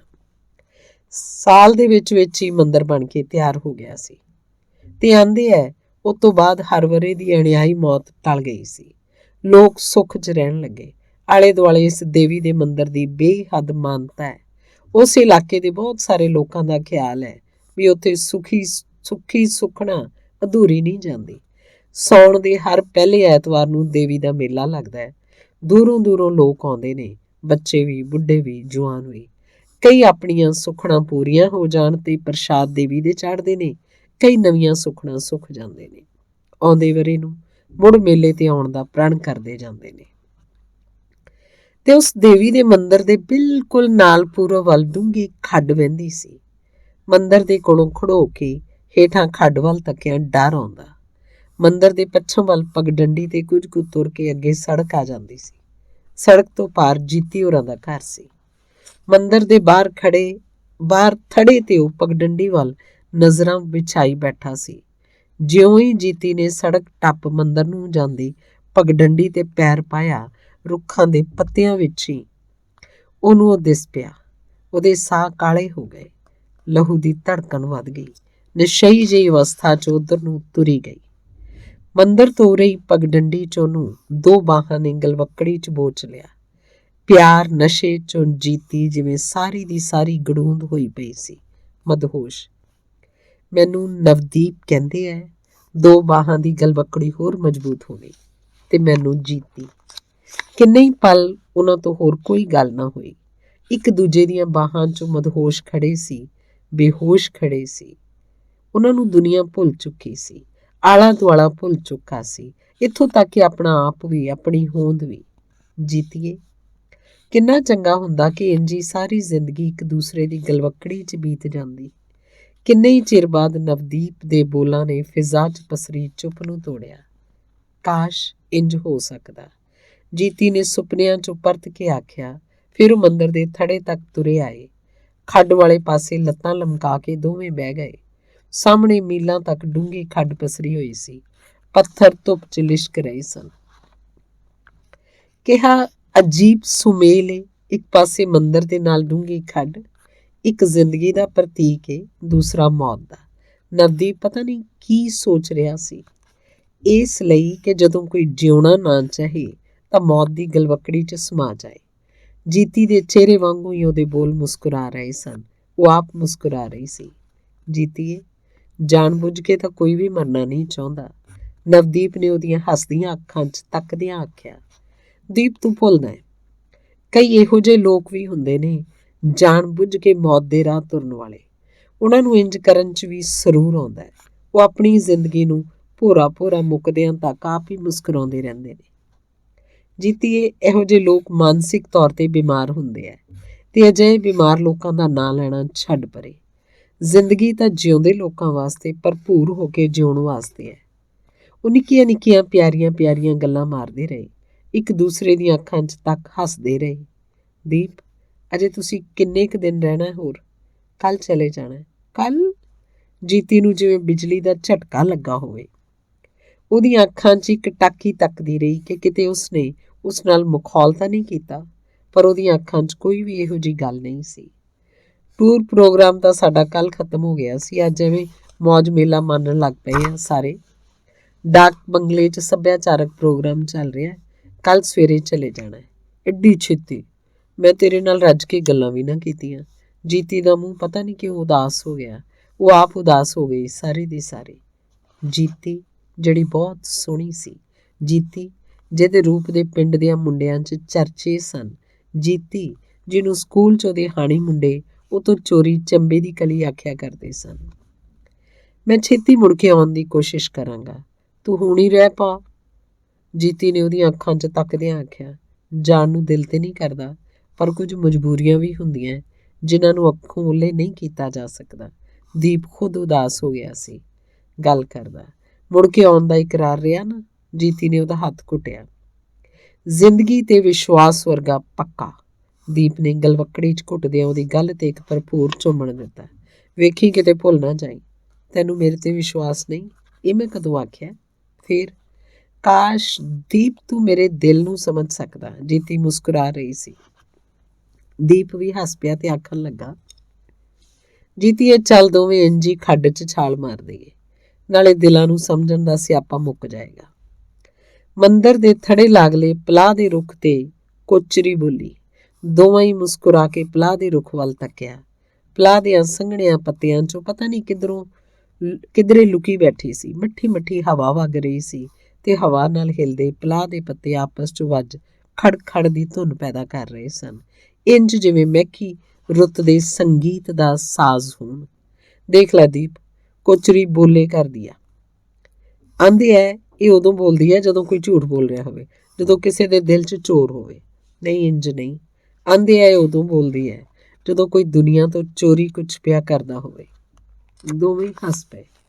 ਦੀਪ ਨੇ ਚੁੰਮਣਾ ਨਾਲ ਉਹਦੀਆਂ ਗੱਲਾਂ ਸੂਈਆਂ ਕਰ ਛੱਡੀਆਂ। ਦੋਹਾਂ ਦੇ ਦਿਲ ਬੇਹੱਦ ਤੇਜ਼ੀ ਨਾਲ ਧੜਕ ਰਹੇ ਸਨ। ਦੋਹਾਂ ਨੂੰ ਹੀ ਸੁਪਨਿਆਂ ਦੀ ਦੁਨੀਆ ਤੋਂ ਸਿਵਾ ਹੋਰ ਕਾਸੇ ਦੀ ਖਬਰ ਨਹੀਂ ਸੀ। ਸੁਪਨਿਆਂ ਦੀ ਦੁਨੀਆ 'ਚ ਦੋ ਜਵਾਨ ਦਿਲ ਪਤਾ ਨਹੀਂ ਕਿਹੜੇ ਰੰਗੀਨ ਹਾਦਸਿਆਂ ਨੂੰ ਤੱਕ ਰਹੇ ਸਨ, ਪਤਾ ਨਹੀਂ ਜ਼ਿੰਦਗੀ ਦੀ ਕਿਹੜੀ ਉਧੇੜ ਬੁਣ ਕਰ ਰਹੇ ਸਨ। ਦੀਪ, ਜੀਤੀ ਨੇ ਦੀਪ ਦੀਆਂ ਅੱਖਾਂ 'ਚ ਤੱਕਿਆ। ਉਹਦੀਆਂ ਅੱਖਾਂ 'ਚ ਇੱਕ ਬੁਲਾਵਾ ਸੀ। ਹਾਂ ਜੀਤੀਏ। ਦੀਪ ਨੂੰ ਖੁਦ ਆਪਣੀ ਹੋਸ਼ ਨਹੀਂ ਸੀ। ਇੱਕ ਪਲ ਲਈ ਗਲਵੱਕੜੀ ਢਿੱਲੀ ਹੋਈ, ਕੱਪੜੇ ਕੁਝ ਸਰਸਰ ਆਏ। ਅਗਲੇ ਹੀ ਪਲ ਗਲਵੱਕੜੀ ਫੇਰ ਕੱਸ ਹੋ ਗਈ। ਦੋ ਜਿਸਮ ਇੱਕ ਦੂਸਰੇ 'ਚ ਸਮਾ ਗਏ ਸਨ। ਦੋ ਦਿਲ ਇੱਕ ਦੂਸਰੇ ਨੂੰ ਡੀਕ ਲਾ ਕੇ ਪੀ ਜਾਣਾ ਚਾਹੁੰਦੇ ਸਨ। ਮਦਹੋਸ਼ ਮਿਟਦੀਆਂ ਜਾ ਰਹੀਆਂ ਅੱਖਾਂ, ਹੁਸਨ ਆਪਣੀ ਪੂਰਨਤਾ ਤੇ ਪੁੱਜ ਗਿਆ ਸੀ। ਦੀਪ, ਛੇਤੀ ਮੁੜ ਆਈ, ਤੇਰੇ ਬਿਨਾਂ ਮੇਰਾ ਜੀ ਨਹੀਂ ਲੱਗਣਾ। ਮੈਂ ਆਵਾਂਗਾ ਜੀਤੀਏ। ਉਹਨੇ ਉਹਦੇ ਅੱਖਾਂ 'ਚ ਤੱਕਿਆ। ਤੇਜ਼ ਤੇਜ਼ ਚੱਲਦੇ ਸਾਹ ਹਫ ਜੇ ਗਏ। ਜੀਤੀ ਹੁਣ ਉਹਦੀਆਂ ਬਾਹਾਂ 'ਚ ਨਿਢਾਲ ਪਈ ਸੀ। ਉਹਦੀਆਂ ਅੱਖਾਂ ਨਸ਼ਈ ਜਿਹੀਆਂ ਸਨ। ਸੱਜਰੇ ਖਿੜੇ ਗੁਲਾਬ ਦੇ ਫੁੱਲ ਵਾਂਗ ਮੂੰਹ ਸੂਹਾ ਹੋ ਗਿਆ ਸੀ। ਦੋਵੇਂ ਜਣੇ ਕਿੰਨਾ ਚਿਰ ਇੱਕ ਦੂਜੇ ਦੀਆਂ ਬਾਹਾਂ 'ਚ ਪਏ ਰਹੇ। ਫਿਰ ਉਹਨਾਂ ਕੱਪੜੇ ਠੀਕ ਕੀਤੇ। ਦੀਪ, ਮਿਲ ਕੇ ਜਾਵੇਂਗਾ? ਜੀਤੀ, ਇਹ ਤੂੰ ਪੁੱਛ ਰਹੀ ਹੈ? ਡਾਢੀਆਂ ਮੂੰਹ ਭਿੱਜੀਆਂ ਅੱਖਾਂ ਨਾਲ ਦੀਪ ਨੇ ਉਹਨੂੰ ਤੱਕਿਆ। ਚੱਲ ਨਹੀਂ, ਮੈਂ ਹੀ ਆ ਜਾਂਗੀ। ਡਾਕ ਬੰਗਲੇ ਦੇ ਬਾਹਰ ਪਗਡੰਡੀ ਵਾਲੇ ਪਲਾਹ ਕੋਲ ਮੈਨੂੰ ਉਡੀਕੀ। ਚੰਗਾ, ਆਪਾਂ ਹੁਣ ਚੱਲੀਏ? ਜੀ ਤੇ ਨਹੀਂ ਕਰਦਾ ਵਿਛੜਨ ਲਈ, ਪਰ ਦੀਪ ਦਾ ਮੂੰਹ ਜੁਦਾ ਹੋਣ ਦੇ ਨਾਂ ਤੇ ਉਦਾਸਿਆ ਗਿਆ ਸੀ। ਦੂਰ ਪੱਛਮ ਵੱਲ ਸੂਰਜ ਡੂੰਘਾ ਲੈ ਗਿਆ ਸੀ। ਉਹਦੀਆਂ ਆਖਰੀ ਕਿਰਨਾਂ ਮੰਦਰ ਦੇ ਸੁਨਹਿਰੇ ਕਲਸਾਂ ਤੇ ਪੈਂਦੀਆਂ ਬੇਹੱਦ ਹੀ ਸੋਹਣੀਆਂ ਲੱਗਦੀਆਂ। ਵਾਦੀ 'ਚ ਵੀ ਪਹਾੜਾਂ ਦੇ ਪਰਛਾਵਿਆਂ ਨੇ ਛਾਂ ਕਰ ਦਿੱਤੀ ਸੀ। ਪਗਡੰਡੀ ਤੇ ਹੱਸਦੇ ਉਹ ਸੜਕ ਤਾਈਂ ਤੁਰੇ ਆਏ। ਚੰਗਾ ਜੀਤੀਏ, ਚੰਗਾ ਦੀਪ। ਤੇ ਉਹ ਸੜਕ ਤੋਂ ਡਾਕ ਬੰਗਲੇ ਵੱਲ ਨੂੰ ਤੁਰ ਗਿਆ। ਉੱਥੇ ਖੜੀ ਉਹਨੂੰ ਉਦੋਂ ਤਾਈਂ ਤੱਕਦੀ ਰਹੀ ਜਦ ਤਾਈਂ ਉਹ ਅੱਖਾਂ ਤੋਂ ਓਹਲੇ ਨਾ ਹੋ ਗਿਆ। ਤੇ ਫਿਰ ਉਹ ਵੀ ਪਗਡੰਡੀ ਤੇ ਆਪਣੇ ਘਰ ਵੱਲ ਨੂੰ ਤੁਰ ਪਈ। ਦੂਰ ਪੱਛੋਂ ਵੱਲ ਸੂਰਜ ਡੁੱਬ ਰਿਹਾ ਸੀ। ਅੰਗ 5ਵਾਂ। ਸਵੇਰੀ ਸੀ ਅਜੇ। ਵਾਤਾਵਰਨ 'ਚ ਹਲਕੀ ਹਲਕੀ ਧੁੰਦ ਪਸਰੀ ਹੋਈ ਸੀ। ਮੱਠੀ ਮੱਠੀ ਵਗਦੀ ਹਵਾ ਸਰੀਰ ਨੂੰ ਕਾਂਬਾ ਛੇੜ ਜਾਂਦੀ। ਸਵੇਰ ਦੇ ਸੂਰਜ ਦੀਆਂ ਕਿਰਨਾਂ ਵਾਤਾਵਰਨ 'ਚ ਘੁਲੀ ਠੰਡ ਨੂੰ ਘਟਾਉਣ ਤੋਂ ਅਸਮਰਥ ਸਨ। ਜੀਤੀ ਤੜਕੇ ਹੀ ਉੱਠ ਕੇ ਨਹਾਤੀ। ਅੰਗ ਅੰਗ ਨੂੰ ਮਲ ਮਲ ਕੇ ਉਹਨੇ ਗੁਲਾਬੀ ਕਰ ਛੱਡਿਆ। ਨਹਾ ਕੇ ਨਿਕਲੀ ਤਾਂ ਮਾਂ ਰੋਟੀਆਂ ਲੈ ਕੇ ਬਾਗ ਨੂੰ ਤੁਰ ਗਈ ਹੋਈ ਸੀ। ਉਹਦਾ ਬਾਪੂ, ਵੱਡਾ ਵੀਰ ਤੇ ਜੀਤੂ ਤੜਕੇ ਹੀ ਬਾਗ ਨੂੰ ਚਲੇ ਗਏ ਸਨ। ਘਰ ਉਹ ਸੀ ਤੇ ਜਾਂ ਗੀਤੂ। ਭਾਵੇਂ ਸਕੂਲੋਂ ਪੇਪਰਾਂ ਦੀ ਤਿਆਰੀ ਵਾਸਤੇ ਛੁੱਟੀਆਂ ਸਨ, ਪਰ ਉਹਨੇ ਰਾਤੀ ਘਰਦਿਆਂ ਨੂੰ ਆਖ ਦਿੱਤਾ ਸੀ ਕਿ ਉਹਨੇ ਸਵੇਰੇ ਸਕੂਲ ਜਾਣਾ ਹੈ। ਤੇ ਰਾਤੀ ਉਹਨੇ ਨਿੰਮੋ ਨੂੰ ਵੀ ਨਾਲ ਜਾਣ ਵਾਸਤੇ ਮਨਾ ਲਿਆ ਸੀ। ਭਾਵੇਂ ਪਹਿਲਾਂ ਨਿੰਮੋ ਕੁਝ ਹਿਚਕਚਾਈ ਸੀ, ਪਰ ਸਹੇਲਪੁਣੇ ਦੇ ਮਾਣ ਸਦਕਾ ਉਹਨੇ ਉਹਨੂੰ ਰਾਜ਼ੀ ਕਰ ਹੀ ਲਿਆ। ਡਾਢੇ ਹੀ ਸਵਾਰ ਕੇ ਉਸ ਵਾਲ ਵਾਏ, 2 ਗੁੱਤਾਂ ਕੀਤੀਆਂ। ਬਣ ਫੱਬ ਕੇ ਉਹਨੇ ਆਪਣੇ ਆਪ ਨੂੰ ਨਜ਼ਰ ਭਰ ਕੇ ਆਦਮ ਕੱਦ ਸ਼ੀਸ਼ੇ 'ਚੋਂ ਤੱਕਿਆ ਤਾਂ ਉਹਨੂੰ ਸ਼ੀਸ਼ੇ ਤੇ ਇਤਬਾਰ ਨਾ ਆਇਆ। ਹਲਕੇ ਪੀਲੇ ਰੰਗ ਦਾ ਸੂਟ ਉਹਨੂੰ ਬੇਹੱਦ ਹੀ ਜੱਚ ਰਿਹਾ ਸੀ। ਉੱਪਰੋਂ ਉਹੋ ਜਿਹੀ ਚੁੰਨੀ 'ਚ ਉਹਦਾ ਮੂੰਹ ਇੰਝ ਲੱਗਦਾ ਜਿਵੇਂ ਕੋਈ ਅਪਸਰਾ ਹੋਵੇ। ਗੀਤੋ ਨੇ ਉਹਨੂੰ ਤੱਕਿਆ ਤਾਂ ਤੱਕਦੀ ਰਹਿ ਗਈ। ਕਿੰਨਾ ਹੀ ਚਿਰ ਉਹਨੇ ਉਹਦੇ ਚਿਹਰੇ ਤੇ ਨਜ਼ਰਾਂ ਗੱਡੀ ਰੱਖੀਆਂ, ਜਿਵੇਂ ਕੋਈ ਚਿੱਤਰਕਾਰ ਤਸਵੀਰ ਬਣਾ ਕੇ ਬਾਅਦ 'ਚ ਉਹਨੂੰ ਵੇਖਦਾ। ਜੀਤੀਏ, ਹੱਥ ਚੁੰਨੀ ਲਾ ਦੇ, ਮੈਂ ਤੈਨੂੰ ਆਪਣਾ ਦੁਪੱਟਾ ਦਿੰਨੀ ਆ। ਉਹਨੇ ਅੰਦਰੋਂ ਲਿਆ ਕੇ ਉਹਨੂੰ ਹਲਕੇ ਪੀਲੇ ਰੰਗ ਦਾ ਦੁਪੱਟਾ ਦਿੱਤਾ। ਉਸ 'ਤੇ ਹਲਕੇ ਰੰਗ ਦੇ ਧਾਗੇ ਨਾਲ ਵੇਲ ਪਾਈ ਹੋਈ ਸੀ ਤੇ ਹਲਕੇ ਗੁਲਾਬੀ ਰੰਗ ਨਾਲ ਫੁੱਲ ਪੱਤੀਆਂ ਕੱਢੀਆਂ ਹੋਈਆਂ ਸਨ। ਦੁਪੱਟੇ ਦੀ ਬੁੱਕਲ ਮਾਰ ਉਹ ਸੱਚਮੁੱਚ ਹੀ ਪਟੋਲਾ ਬਣ ਗਈ। ਜੀਤੀਏ, ਇੱਕ ਗੱਲ ਪੁੱਛਾਂ ਜੇ ਦੱਸੇ ਤਾਂ? ਗੀਤੂ ਦੀਆਂ ਅੱਖਾਂ 'ਚ ਬੜਾ ਕੁਝ ਸੀ। ਉਹ ਕੁਝ ਜਿਹੜਾ ਅਕਸਰ ਇੱਕ ਮੁਟਿਆਰ ਹੀ ਸਮਝ ਸਕਦੀ ਹੈ। ਪੁੱਛ। ਉਂਝ ਜੇ ਨਾ ਦੱਸਣਾ ਚਾਹੇ ਤਾਂ ਬੇਸ਼ੱਕ ਨਾ ਦੱਸੀ। ਤੂੰ ਪੁੱਛ ਤੇ ਸਹੀ, ਤੂੰ ਅੱਜ ਸੱਚ ਹੀ ਸਕੂਲ ਜਾਣਾ ਹੈ? ਗੀਤੂ ਇੱਕ ਟੱਕ ਉਹਦੀਆਂ ਅੱਖਾਂ 'ਚ ਤੱਕਦੀ ਰਹੀ, ਆਪਣੀ ਗੱਲ ਦਾ ਪ੍ਰਤੀਕਰਮ ਜਾਣਨ ਲਈ। ਨਹੀਂ। ਫਿਰ? ਭਾਬੀ ਤੂੰ ਹੁਣ ਪੁੱਛ ਨਾ ਕੁਛ, ਆ ਕੇ ਤੈਨੂੰ ਸਭ ਕੁਝ ਦੱਸ ਦਿਆਂਗੀ। ਜੀਤੀ ਸਾਰੀ ਦੀ ਸਾਰੀ ਖੁੱਲੀ ਕਿਤਾਬ ਵਾਂਗੂ ਉਹਦੇ ਸਾਹਮਣੇ ਖੁੱਲੀ ਪਈ ਸੀ। ਨਾ ਬੋਲ ਕੇ ਵੀ ਜੀਤੀ ਦੀਆਂ ਅੱਖਾਂ ਸਭ ਕੁਝ ਬੋਲ ਰਹੀਆਂ ਸਨ। ਨਾ ਬੋਲ ਕੇ ਵੀ ਜੀਤੀ ਸਭ ਕੁਝ ਦੱਸ ਰਹੀ ਸੀ। ਜੀਤੀ ਕਿਤਾਬਾਂ ਫੜ ਕੇ ਤੁਰ ਪਈ। ਕੁਛ ਦੇਰ ਤਾਂ ਉਹਨੂੰ ਜਾਂਦੀ ਨੂੰ ਤੱਕਦੀ ਰਹੀ, ਫਿਰ ਅੰਦਰ ਸ਼ੀਸ਼ੇ ਦੇ ਸਾਹਮਣੇ ਜਾ ਖੜੀ ਹੋਈ। ਕਿੰਨਾ ਚਿਰ ਆਪਣੇ ਆਪ ਨੂੰ ਤੱਕਦੀ ਰਹੀ। ਉਹਨੂੰ ਆਪਣੀ ਉਮਰ ਦਾ 17ਵਾਂ ਵਰ੍ਹਾ ਚੇਤੇ ਆਇਆ, ਜਦੋਂ ਉਹ ਵੀ ਜੀਤੀ ਵਰਗੀ ਸੀ। ਉਹਦੀਆਂ ਅੱਖਾਂ ਵਿੱਚ ਵੀ ਸੁਪਨਿਆਂ ਦਾ ਸੰਸਾਰ ਹੱਸਿਆ ਕਰਦਾ ਸੀ ਤੇ ਜਦੋਂ ਉਹ ਵੀ ਘੰਟਿਆਂ ਬੱਧੀ ਸ਼ੀਸ਼ੇ ਸਾਹਮਣੇ ਆਪਣੇ ਮੂੰਹ 'ਚੋਂ ਕਿਸੇ ਹੋਰ ਦਾ ਮੂੰਹ ਤੱਕਿਆ ਕਰਦੀ ਸੀ। ਉਮਰ ਦੇ ਉਵਰੇ ਕਿੰਨੇ ਸੋਹਣੇ ਸਨ, ਅਥਰੇ ਦਰਿਆ ਦੇ ਮੂੰਹ ਜੋਰ ਪਾਣੀ ਵਾਂਗੂ। ਹਰ ਵੇਲੇ ਪੈਰ ਨਵੀਆਂ ਜੂਹਾਂ ਵਾਲੇ ਲਾਂਘਾ ਭਰਦੇ ਸਨ। ਕਿੰਨੀ ਸੋਹਣੀ ਸੀ ਜ਼ਿੰਦਗੀ ਉਦੋਂ। ਪਰ ਹੁਣ ਤਾਂ ਸਾਰਾ ਕੁਝ ਹੀ ਸ਼ਾਂਤ ਸੀ, ਕੁਝ ਦਾਇਰਿਆਂ 'ਚ ਬੱਝਾ ਹੋਇਆ, ਕੁਝ ਰਸਮਾਂ ਦੀਆਂ ਤੰਦਾਂ 'ਚ ਲਿਪਟਿਆ ਹੋਇਆ। ਪਰ ਹੁਣ ਤਾਂ ਸਾਰਾ ਕੁਝ ਹੀ ਸ਼ਾਂਤ ਸੀ, ਕੁਝ ਦਾਇਰਿਆਂ 'ਚ ਬੱਝਿਆ ਹੋਇਆ, ਕੁਝ ਰਸਮਾਂ ਦੀਆਂ ਤੰਦਾਂ 'ਚ ਲਿਪਟਿਆ ਹੋਇਆ। ਜ਼ਿੰਦਗੀ ਦੀ ਰਵਾਨੀ ਮੁੱਕ ਗਈ ਸੀ। ਹੁਣ ਤਾਂ ਬਹੁਤ ਕੁਝ ਨਾ ਚਾਹੁੰਦਿਆਂ ਵੀ ਕਰਨਾ ਪੈਂਦਾ, ਅਣਚਾਹਿਆਂ ਹੀ ਹੋ ਹੀ ਜਾਂਦਾ। ਜ਼ਿੰਦਗੀ ਜਿਉਣ ਲਈ ਨਹੀਂ, ਸਗੋਂ ਹੁਣ ਤਾਂ ਬਤੀਤ ਕਰਨ ਲਈ ਰਹਿ ਗਈ ਸੀ। ਉਹਨਾਂ ਜਿਉਂਦੇ ਦਿਨਾਂ ਦੇ ਨਾਂ, ਉਹਨਾਂ ਜਿਉਂਦੇ ਪਲਾਂ ਦੇ ਨਾਂ ਉਹ ਇੱਕ ਹੌਕਾ ਭਰ ਕੇ ਰਹਿ ਗਈ। ਉਹਦੀਆਂ ਅੱਖਾਂ ਡਾਢੀਆਂ ਉਦਾਸ ਹੋ ਗਈਆਂ। ਤੇ ਫਿਰ ਪਤਾ ਨਹੀਂ ਉਹਨੂੰ ਕੀ ਹੋਇਆ, ਜੀਤੀ ਦੀ ਲਾਹ ਕੇ ਸੁੱਟੀ ਚੁੰਨੀ ਦੀ ਉਹਨੇ ਘੁੱਟ ਕੇ ਬੁੱਕਲ ਮਾਰ ਲਈ। ਇੱਕ ਸਕੂਨ ਜਿਹਾ ਆਇਆ ਉਹਨੂੰ ਇੰਝ ਕਰਨ ਨਾਲ, ਜਿਵੇਂ ਬੀਤੇ ਦਿਨਾਂ ਦਾ ਕੋਈ ਛਿਣ ਉਹਨੂੰ ਮਿਲ ਗਿਆ ਹੋਵੇ। ਤੇ ਕਿੰਨਾ ਚਿਰ ਬੁੱਕਲ ਮਾਰੀ ਸ਼ੀਸ਼ੇ 'ਚ ਆਪਣੇ ਆਪ ਨੂੰ ਵੇਂਹਦੀ ਰਹੀ। ਅੰਗ 6ਵਾਂ। ਪਹਾੜ ਦੀ ਢਲਾਣ ਤੇ ਪਹਾੜੀ ਖੱਡ ਦੇ ਨਾਲ ਇੱਕ ਸਮਤਲ ਜਿਹੀ ਜਗ੍ਹਾ ਤੇ ਡਾਕ ਬੰਗਲਾ ਬਣਿਆ ਹੋਇਆ ਸੀ। ਕਮਰਿਆਂ ਦੀਆਂ ਪੱਕੀਆਂ ਕੰਧਾਂ ਤੇ ਉੱਪਰ ਸਲੇਟ ਦੀਆਂ ਛੱਤਾਂ ਸਨ। 4-5 ਕਮਰਿਆਂ ਦੀ ਬਿਲਡਿੰਗ ਦੇ ਚੁਫੇਰੇ ਕਿੰਨਾ ਹੀ ਖੁੱਲ੍ਹਾ ਥਾਂ ਕੰਡਿਆਲੀ ਤਾਰ ਨਾਲ ਵਲਿਆ ਹੋਇਆ ਸੀ। ਫੁੱਲਦਾਰ ਰੁੱਖ ਲਾਏ ਹੋਏ ਸਨ, ਫੁੱਲਾਂ ਦੇ ਬੂਟੇ ਲਾਏ ਹੋਏ ਸਨ। ਪੱਧਰੀ ਧਰਤੀ ਤੇ ਹਰਾ ਹਰਾ ਨਿੱਕਾ ਨਿੱਕਾ ਘਾਹ ਆਪਣੀ ਵੱਖਰੀ ਟੌਰ ਰੱਖਦਾ। ਉਸ ਹਰੇ ਭਰੇ ਚੁਫੇਰੇ 'ਚ ਕੰਧਾਂ ਦੇ ਪਲਸਤਰ ਦਾ ਗੇਰੂਆ ਰੰਗ ਹੋਰ ਵੀ ਪਿਆਰਾ ਲੱਗਦਾ। ਡਾਕ ਬੰਗਲੇ ਦੇ ਉੱਤਰ ਵੱਲ ਪਹਾੜੀ ਖੱਤ ਸੀ, ਜਿਹੜਾ ਆਮ ਕਰਕੇ ਸੁੱਕੀ ਰਹਿੰਦੀ। ਮੀਂਹ ਪੈਣ ਤੇ ਹੀ ਉਸ 'ਚ ਪਾਣੀ ਆਉਂਦਾ। ਖੱਤ ਦੇ ਕੰਢਿਆਂ ਤੇ ਸੰਘਣੇ ਰੁੱਖ ਉੱਗੇ ਹੋਏ ਸਨ, ਝਾੜੀਆਂ ਉੱਗੀਆਂ ਹੋਈਆਂ ਸਨ ਤੇ ਕਿਤੇ ਕਿਤੇ ਖੱਤ ਦੇ ਵਿੱਚ ਰਜੈਣ ਦੇ ਰੁੱਖ ਸਨ। ਖੱਤ ਦੇ ਦੂਜੇ ਪਾਰ ਸੜਕ ਸੀ, ਜਿਹੜੀ ਰੇਹ ਪੱਤਨ ਤੋਂ ਦੂਰ ਪਹਾੜਾਂ ਵੱਲ ਜਾਂਦੀ ਸੀ, ਤੇ ਉਸ ਸੜਕ ਤੋਂ ਖੱਤ ਦੇ ਵਿੱਚ ਹੀ ਲੰਘ ਕੇ ਡਾਕ ਬੰਗਲੇ 'ਚ ਜਾਇਆ ਜਾਂਦਾ। ਸੜਕ ਤੇ ਖੜਿਆਂ ਡਾਕ ਬੰਗਲੇ ਦੀਆਂ ਗੇਰੂਏ ਰੰਗੀਆਂ ਕੰਧਾਂ, ਰੰਗ ਬਰੰਗੇ ਖਿੜੇ ਫੁੱਲਾਂ ਦੇ ਘਾਹ ਬੜਾ ਹੀ ਪਿਆਰਾ ਲੱਗਦਾ, ਸੋਹਣਾ ਸੋਹਣਾ ਲੱਗਦਾ। ਕਹਿੰਦੇ ਨੇ ਬਹੁਤ ਚਿਰ ਪਹਿਲਾਂ ਇੱਕ ਵਾਰ ਅੰਗਰੇਜ਼ਾਂ ਦੇ ਰਾਜ ਵੇਲੇ ਅੰਗਰੇਜ਼ ਡਿਪਟੀ ਕਮਿਸ਼ਨਰ ਸ਼ਿਕਾਰ ਖੇਡਦਾ ਇੱਧਰ ਆ ਨਿਕਲਿਆ। ਡਾਕ ਬੰਗਲੇ ਵਾਲੀ ਥਾਂ ਤੇ ਉਹਨੇ ਰਾਤ ਪੜਾਅ ਕੀਤਾ ਤੇ ਇਹ ਉਹਨੂੰ ਇੰਨੀ ਪਸੰਦ ਆ ਗਈ ਕਿ ਉਹ ਕਿੰਨੇ ਦਿਨ ਇਸ ਥਾਂ ਠਹਿਰਿਆ ਰਿਹਾ। ਫਿਰ ਉਹਨੇ ਇਸ ਥਾਂ ਡਾਕ ਬੰਗਲਾ ਬਣਾਉਣ ਦਾ ਹੁਕਮ ਦੇ ਦਿੱਤਾ। ਉਦੋਂ ਆਂਦੇ ਹੈ ਉਹ ਇਸ ਡਾਕ ਬੰਗਲੇ 'ਚ ਆ ਕਿੰਨੇ ਕਿੰਨੇ ਦਿਨ ਠਹਿਰਿਆ ਕਰਦਾ ਸੀ। ਉਦੋਂ ਉਹਦੀ ਸਜਾਵਟ ਵੀ ਵੇਖਣ ਵਾਲੀ ਹੁੰਦੀ ਸੀ। ਹਰ ਵਰੇ ਮੁਰੰਮਤ ਕੀਤੀ ਜਾਂਦੀ, ਕੰਧਾਂ ਤੇ ਰੰਗ ਕੀਤੇ ਜਾਂਦੇ, ਪਰ ਹੁਣ ਤੇ ਪਤਾ ਨਹੀਂ ਕਿੰਨੇ ਵਰਿਆਂ ਤੋਂ ਇਹਦੀ ਮੁਰੰਮਤ ਵੱਲ ਕਿਸੇ ਨੇ ਧਿਆਨ ਹੀ ਨਹੀਂ ਸੀ ਦਿੱਤਾ। ਕਿਤੋਂ ਕਿਤੋਂ ਕੰਧਾਂ ਤੋਂ ਪਲਸਤਰ ਉਖੜਨ ਲੱਗ ਪਿਆ ਸੀ, ਰੰਗ ਵੀ ਫਿੱਕੇ ਪੈ ਗਏ ਸਨ, ਪਰ ਅਜੇ ਵੀ ਇਲਾਕੇ 'ਚ ਇਹਦੀ ਸਜਾਵਟ ਦੀ ਆਮ ਚਰਚਾ ਸੀ। ਹੁਣ ਤਾਂ ਆਮ ਕਰਕੇ ਇਸ ਵਿੱਚੋਂ ਬਾਹਰੋਂ ਆਏ ਸੈਲਾਨੀ ਕਦੀ ਕਦੀ ਠਹਿਰਦੇ ਸਨ, ਨਹੀਂ ਤਾਂ ਬਹੁਤਾ ਕਰਕੇ ਬੰਦ ਪਿਆ ਰਹਿੰਦਾ। ਯਾਤਰੀ ਨਾਮ ਮਾਤਰ ਆਉਣ ਕਰਕੇ ਵਿਚਾਰਾ ਚੌਕੀਦਾਰ ਵੀ ਅਕਲਕਾਂਦ ਆ ਜਾਂਦਾ, ਪਰ ਤਨਖਾਹ ਅਜੇ ਵੀ ਉਹਨੂੰ ਸਰਕਾਰੀ ਖਜ਼ਾਨੇ 'ਚੋਂ ਮਿਲਦੀ ਸੀ। ਉਹ ਕਦੀ ਪੁਰਾਣੇ ਸਮੇਂ ਬਾਰੇ ਗੱਲੀਂ ਛਿੜ ਪੈਂਦਾ ਤਾਂ ਦੱਸਦਾ ਅੰਗਰੇਜ਼ਾਂ ਦੇ ਰਾਜ ਵੇਲੇ ਇਸ ਡਾਕ ਬੰਗਲੇ ਦੀ ਰੌਣਕ ਡਲਹੌਜ਼ੀ ਸ਼ਿਮਲੇ ਦੀਆਂ ਕੋਠੀਆਂ ਨੂੰ ਮਾਤ ਪਾਉਂਦੀ ਸੀ। ਕੋਈ ਨਾ ਕੋਈ ਅਫਸਰ ਆਇਆ ਹੀ ਰਹਿੰਦਾ ਸੀ ਤੇ ਉਦੋਂ ਉਹ ਵੀ ਜਵਾਨ ਸੀ। ਹੁਣ ਤਾਂ ਉਹਦੇ ਵੀ ਹੱਥ ਕੰਬਦੇ ਸਨ, ਤੇ ਜਦ ਮੁੰਡੇ ਕੁੜੀਆਂ ਡਾਕ ਬੰਗਲਾ ਛੱਡ ਤੁਰਨ ਲੱਗੇ ਤਾਂ ਪਤਾ ਨਹੀਂ ਕਿਉਂ ਬੁੱਢੇ ਚੌਕੀਦਾਰ ਦੀਆਂ ਅੱਖਾਂ 'ਚ ਹੰਝੂ ਆ ਗਏ। ਬੀਤੇ 12 ਦਿਨ ਡਾਕ ਬੰਗਲੇ 'ਚ ਚਹਿਲ ਪਹਿਲ ਰਹੀ ਸੀ। ਹਰ ਪਲ ਹਰ ਛਿਣ ਹਾਸੇ ਗੂੰਜਦੇ ਰਹੇ ਸਨ, ਗੱਲਾਂ ਹੁੰਦੀਆਂ ਰਹੀਆਂ ਸਨ। ਪਤਾ ਨਹੀਂ ਕਿੰਨੇ ਵਰਿਆਂ ਬਾਅਦ ਉਸ 'ਚ ਇੰਜ ਰੌਣਕ ਹੋਈ ਸੀ। ਤੁਮ ਨਹੀਂ ਗਏ ਬਾਬੂ? ਸਾਰੇ ਚਲੇ ਗਏ ਤਾਂ ਉੱਤਰ ਵਾਲੀ ਨੁਕਰੇ ਇੱਕ ਸਰੂ ਦੇ ਬੂਟੇ ਕੋਲ ਬੈਠੇ ਨਵਦੀਪ ਕੋਲ ਉਹ ਆ ਗਿਆ। हम भी चले जाएंगे बाबा, किसी से मिलना है, उसी को उड़ीक रहा हूं। ਨਵਦੀਪ ਨੂੰ ਬੁੱਢੇ ਚੌਕੀਦਾਰ ਦੀਆਂ ਅੱਖਾਂ 'ਚੋਂ ਸਨੇਹ ਡੁੱਲ ਡੁੱਲ ਪੈਂਦਾ ਲੱਗਿਆ। क्या कोई रिश्तेदार है? था नहीं पर बन गया है।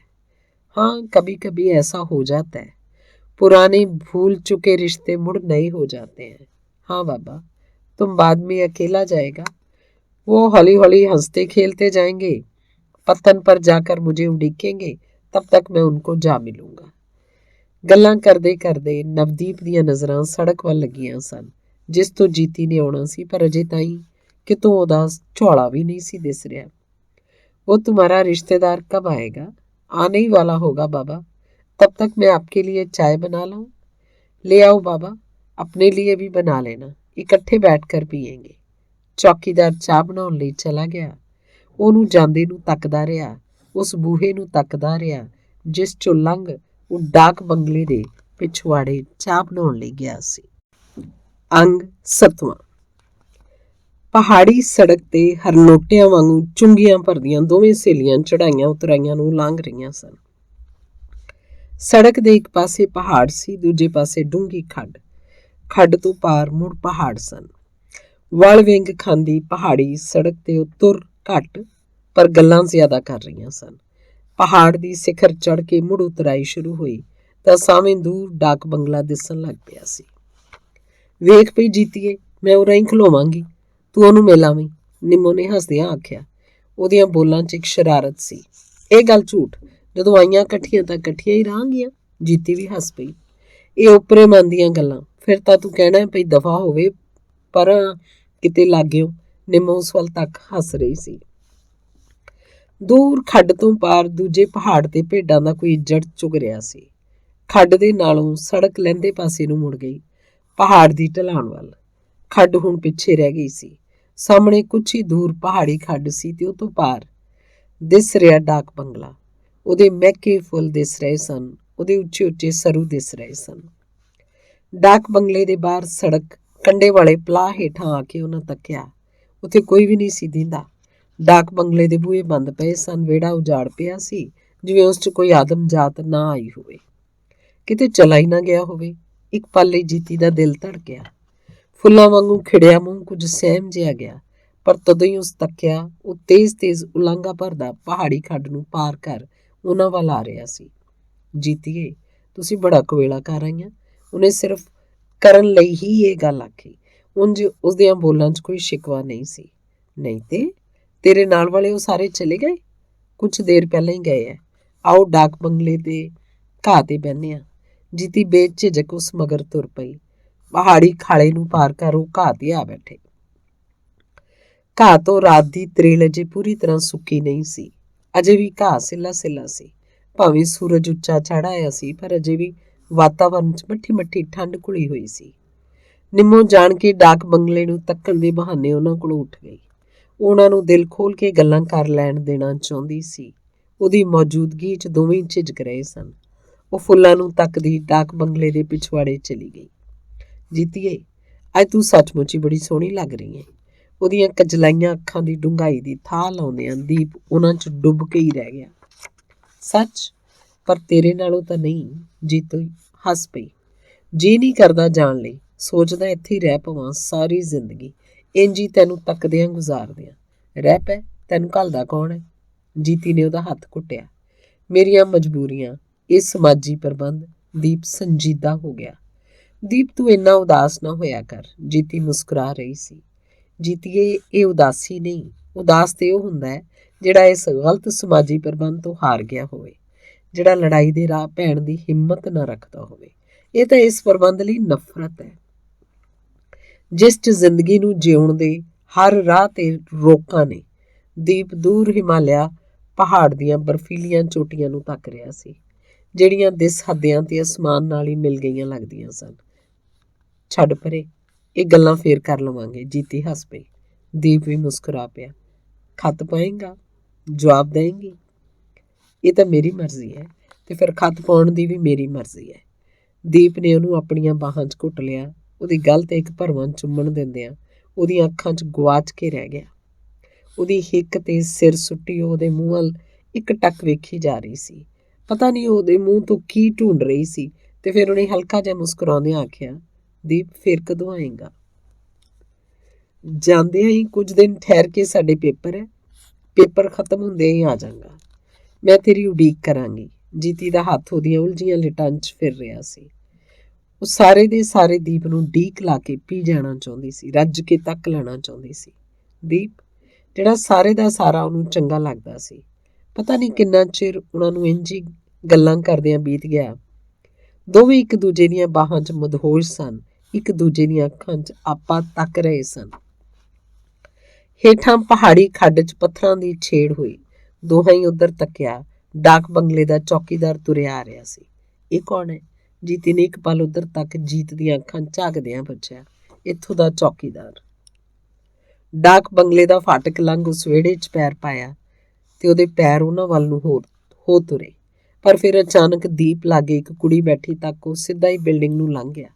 ਉਹ ਦੋਵੇਂ ਹੀ ਹੁਣ ਬਾਹਾਂ ਦੀ ਗਲਵੱਕੜੀ 'ਚੋਂ ਨਿਕਲ ਕੋਲ ਬੈਠੇ ਸਨ। ਜੀਤੀਏ, ਹੁਣ ਮੈਂ ਜਾਵਾਂ? ਕੀ ਕਹਿ ਸਕਦੀ ਹਾਂ। ਦੋਵੇਂ ਉੱਠ ਪਏ। ਜੀਤੀ ਪਿਛਵਾੜੇ ਗਈ ਨਿੰਮੋ ਵੱਲ। ਉਹ ਦੂਰ ਪਹਾੜਾਂ ਦੀਆਂ ਉਚਾਣਾਂ ਤੇ ਪਤਾ ਨਹੀਂ ਕੀ ਤੱਕ ਰਹੀ ਸੀ। ਉਸ ਕੋਲ ਖੜੀ ਰਹੀ, ਪਰ ਉਹਨੂੰ ਕੋਈ ਪਤਾ ਨਾ ਲੱਗਾ। ਤੇ ਫਿਰ ਉਹਨੇ ਉਹਦੇ ਮੋਢੇ ਤੇ ਹੱਥ ਰੱਖਦੇ ਆਖਿਆ, ਕੀ ਸੋਚ ਰਹੀ ਹੈ? ਨਿੰਮੋ ਉਸ ਵੱਲ ਮੂੰਹ ਕਰਕੇ ਮੁਸਕਰਾ ਪਈ। ਮੁੱਕ ਗਈਆਂ ਤੁਹਾਡੀਆਂ ਗੱਲਾਂ? ਉਹਨੇ ਗੱਲਾਂ ਤੇ ਕੁਝ ਵਧੇਰੇ ਜ਼ੋਰ ਦਿੰਦਿਆਂ ਕਿਹਾ। ਜੀਤੀ ਅੱਗੋਂ ਹੱਸ ਪਈ, ਪਰ ਬੋਲੀ ਕੁਛ ਨਾ। ਉਹਦੀਆਂ ਅੱਖਾਂ ਵੀ ਉਹਦੀਆਂ ਬੁੱਲੀਆਂ ਵਾਂਗੂ ਹੱਸ ਰਹੀਆਂ ਸਨ। ਦੀਪ ਵੀ ਆ ਗਿਆ ਤੇ ਉਹ ਤਿੰਨੋਂ ਫਿਰ ਤੁਰ ਪਏ ਫਾਟਕ ਵੱਲ। ਠਹਿਰੀਏ ਬਾਬੂ, ਚਾय पी कर जाइए, ਪਿੱਛੋਂ ਚੌਕੀਦਾਰ ਨੇ ਆਖਿਆ। अभी तो पी थी आपने, एवं खेचल की। आपके मेहमान आए थे, सोचा अभी पता नहीं कितनी देर और बैठेंगे, चाय बना दूं। और तो कुछ यहाँ मिलता नहीं। ਤੇ ਉਹ ਅੰਦਰ ਕੁਰਸੀਆਂ ਤੇ ਆ ਬੈਠੇ ਗੱਲਾਂ ਮਾਰਦੇ ਰਹੇ।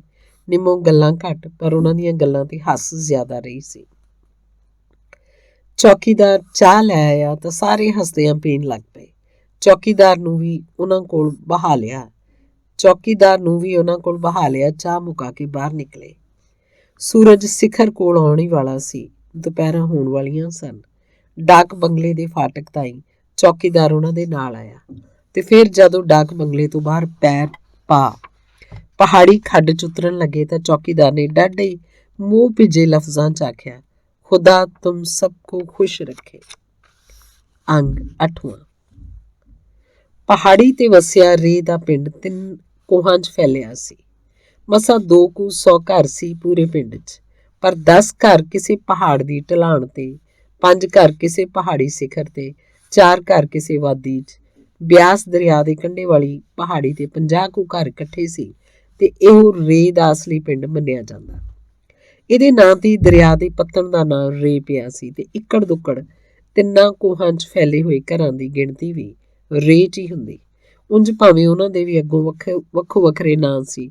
ਡਾਕ ਬੰਗਲੇ ਵਾਲੀ ਪੱਤੀ, ਖੱਡ ਵਾਲੀ ਪੱਤੀ, ਕੁਆਲੀ ਵਾਲੀ ਪੱਤੀ ਤੇ ਗਾਰ ਵਾਲੇ ਮੀਏ, ਪਰ ਇਹ ਉਸ ਪਿੰਡ ਵਾਲਿਆਂ ਦੇ ਹੀ ਨਾਂ ਦਿੱਤੇ ਸਨ। ਤੇ ਗਾਰ ਵਾਲੇ ਮੀਏ ਦੀ ਪਹਾੜੀ ਸਿਖਰ ਤੇ ਜੀਤੀ ਹੋਰਾਂ ਦਾ ਘਰ ਸੀ। ਉਸੇ ਪਹਾੜੀ ਦੀ ਢਲਵਾਨ ਤੇ ਨਿੰਮੋ ਹੋਰਾਂ ਦਾ ਘਰ ਸੀ। ਨਿੰਮੋ ਜਿਹੜੀ ਜੀਤੀ ਦੀ ਸਹੇਲੀ ਸੀ। ਜੀਤੀ ਜਿਹਦੇ ਰੂਪ ਦੇ ਚਰਚੇ ਰੇ 'ਚ ਹੀ ਨਹੀਂ ਸਗੋਂ ਆਸੇ ਪਾਸੇ ਵੀ ਸੀ। ਗਿੱਠ ਗਿੱਠ ਵਾਰ ਆਉਂਦਾ ਸੀ ਉਹਦੀ ਜਵਾਨੀ ਨੂੰ ਨਿੱਤ ਦਾ। ਬਣ ਫੱਬ ਕੇ ਨਿਕਲਦੀ ਤਾਂ ਦਿਲ ਫੜ ਕੇ ਰਹਿ ਜਾਂਦੇ ਤੱਕਣ ਵਾਲੇ। ਜੀਤੀ ਪਿੰਡ ਦੇ ਗੱਭਰੂਆਂ ਦੀਆਂ ਗੱਲਾਂ ਦਾ ਵਿਸ਼ਾ ਸੀ। ਜੀਤੀ ਪਿੰਡ ਦੀਆਂ ਮੁਟਿਆਰਾਂ ਦੀ ਲੋਚਾ ਸੀ। 3 ਕੋਹਾਂ 'ਚ ਫੈਲੇ 200 ਘਰਾਂ ਦੇ ਰੇ 'ਚ 4 ਮੰਦਰ ਸਨ। ਗਾਰ ਵਾਲੇ ਮੀਏ ਦੀ ਪਹਾੜੀ ਸਿਖਰ ਤੇ ਦੇਵੀ ਦਾ ਮੰਦਰ, ਬਿਆਸ ਦਰਿਆ ਦੇ ਕੰਢੇ ਤੇ ਖਵਾਜੇ ਪੀਰ ਦਾ ਮੰਦਰ, ਸ਼ਿਵਾ ਦਾ ਮੰਦਰ, ਕੁਆਲੀ ਵਾਲਾ ਅੱਧ ਢੱਠਿਆ ਜਿਹਾ ਭੈਰੋਂ ਦਾ ਮੰਦਰ, ਜਿਸ 'ਚ ਬੀਤੇ ਵਰਿਆਂ 'ਚ ਸ਼ਾਇਦ ਹੀ ਕੋਈ ਗਿਆ ਹੋਵੇ। ਉਹਦੇ ਦੁਆਲੇ ਸੰਘਣੀਆਂ ਝਾੜੀਆਂ ਉਗਾਈਆਂ ਸਨ। ਕੰਧਾਂ ਦੀਆਂ ਤਰੇੜਾਂ 'ਚ ਘਾਹ ਉੱਗਿਆ ਹੋਇਆ ਸੀ ਤੇ ਉੱਲੀ ਭਰੀਆਂ ਸਨ। ਜੰਗਲੀ ਜਾਨਵਰਾਂ ਦੀ ਠਾਰ ਬਣਿਆ ਹੋਇਆ ਸੀ ਉਹ। ਆਂਦੇ ਹੈ ਕਿ ਭੈਰੋ ਦਾ ਮੰਦਰ ਪਿੰਡ ਵਸਣ ਤੋਂ ਪਹਿਲਾਂ ਦਾ ਬਣਿਆ ਹੋਇਆ ਸੀ। ਪਤਾ ਨਹੀਂ ਕਦੋਂ ਦਾ, ਕਿਹਨੇ ਬਣਾਇਆ ਸੀ। ਪੱਥਰਾਂ ਤੇ ਚੂਨੇ ਦਾ ਕੰਮ ਇੰਨੀ ਪੱਕਿਆਈ ਨਾਲ ਕੀਤਾ ਹੋਇਆ ਸੀ ਕਿ ਪਹਿਲੀ ਨਜ਼ਰੇ ਤੱਕਿਆ ਇਹ ਨਿੱਕਾ ਜਿਹਾ ਕਿਲਾ ਹੀ ਲੱਗਦਾ। ਸਦੀਆਂ ਗੁਜ਼ਰ ਜਾਣ ਤੇ ਵੀ ਉੱਪਰੋਂ ਛੱਤਾਂ ਡਿੱਗ ਪੈਣ ਤੇ ਵੀ ਕੰਧਾਂ ਉਵੇਂ ਦੀ ਉਵੇਂ ਖੜੀਆਂ ਸੀ। ਕੇਵਲ ਲਹਿੰਦੇ ਵੱਲ ਦੀ ਕੰਧ ਅੱਧੀ ਕੁ ਢੱਠੀ ਸੀ।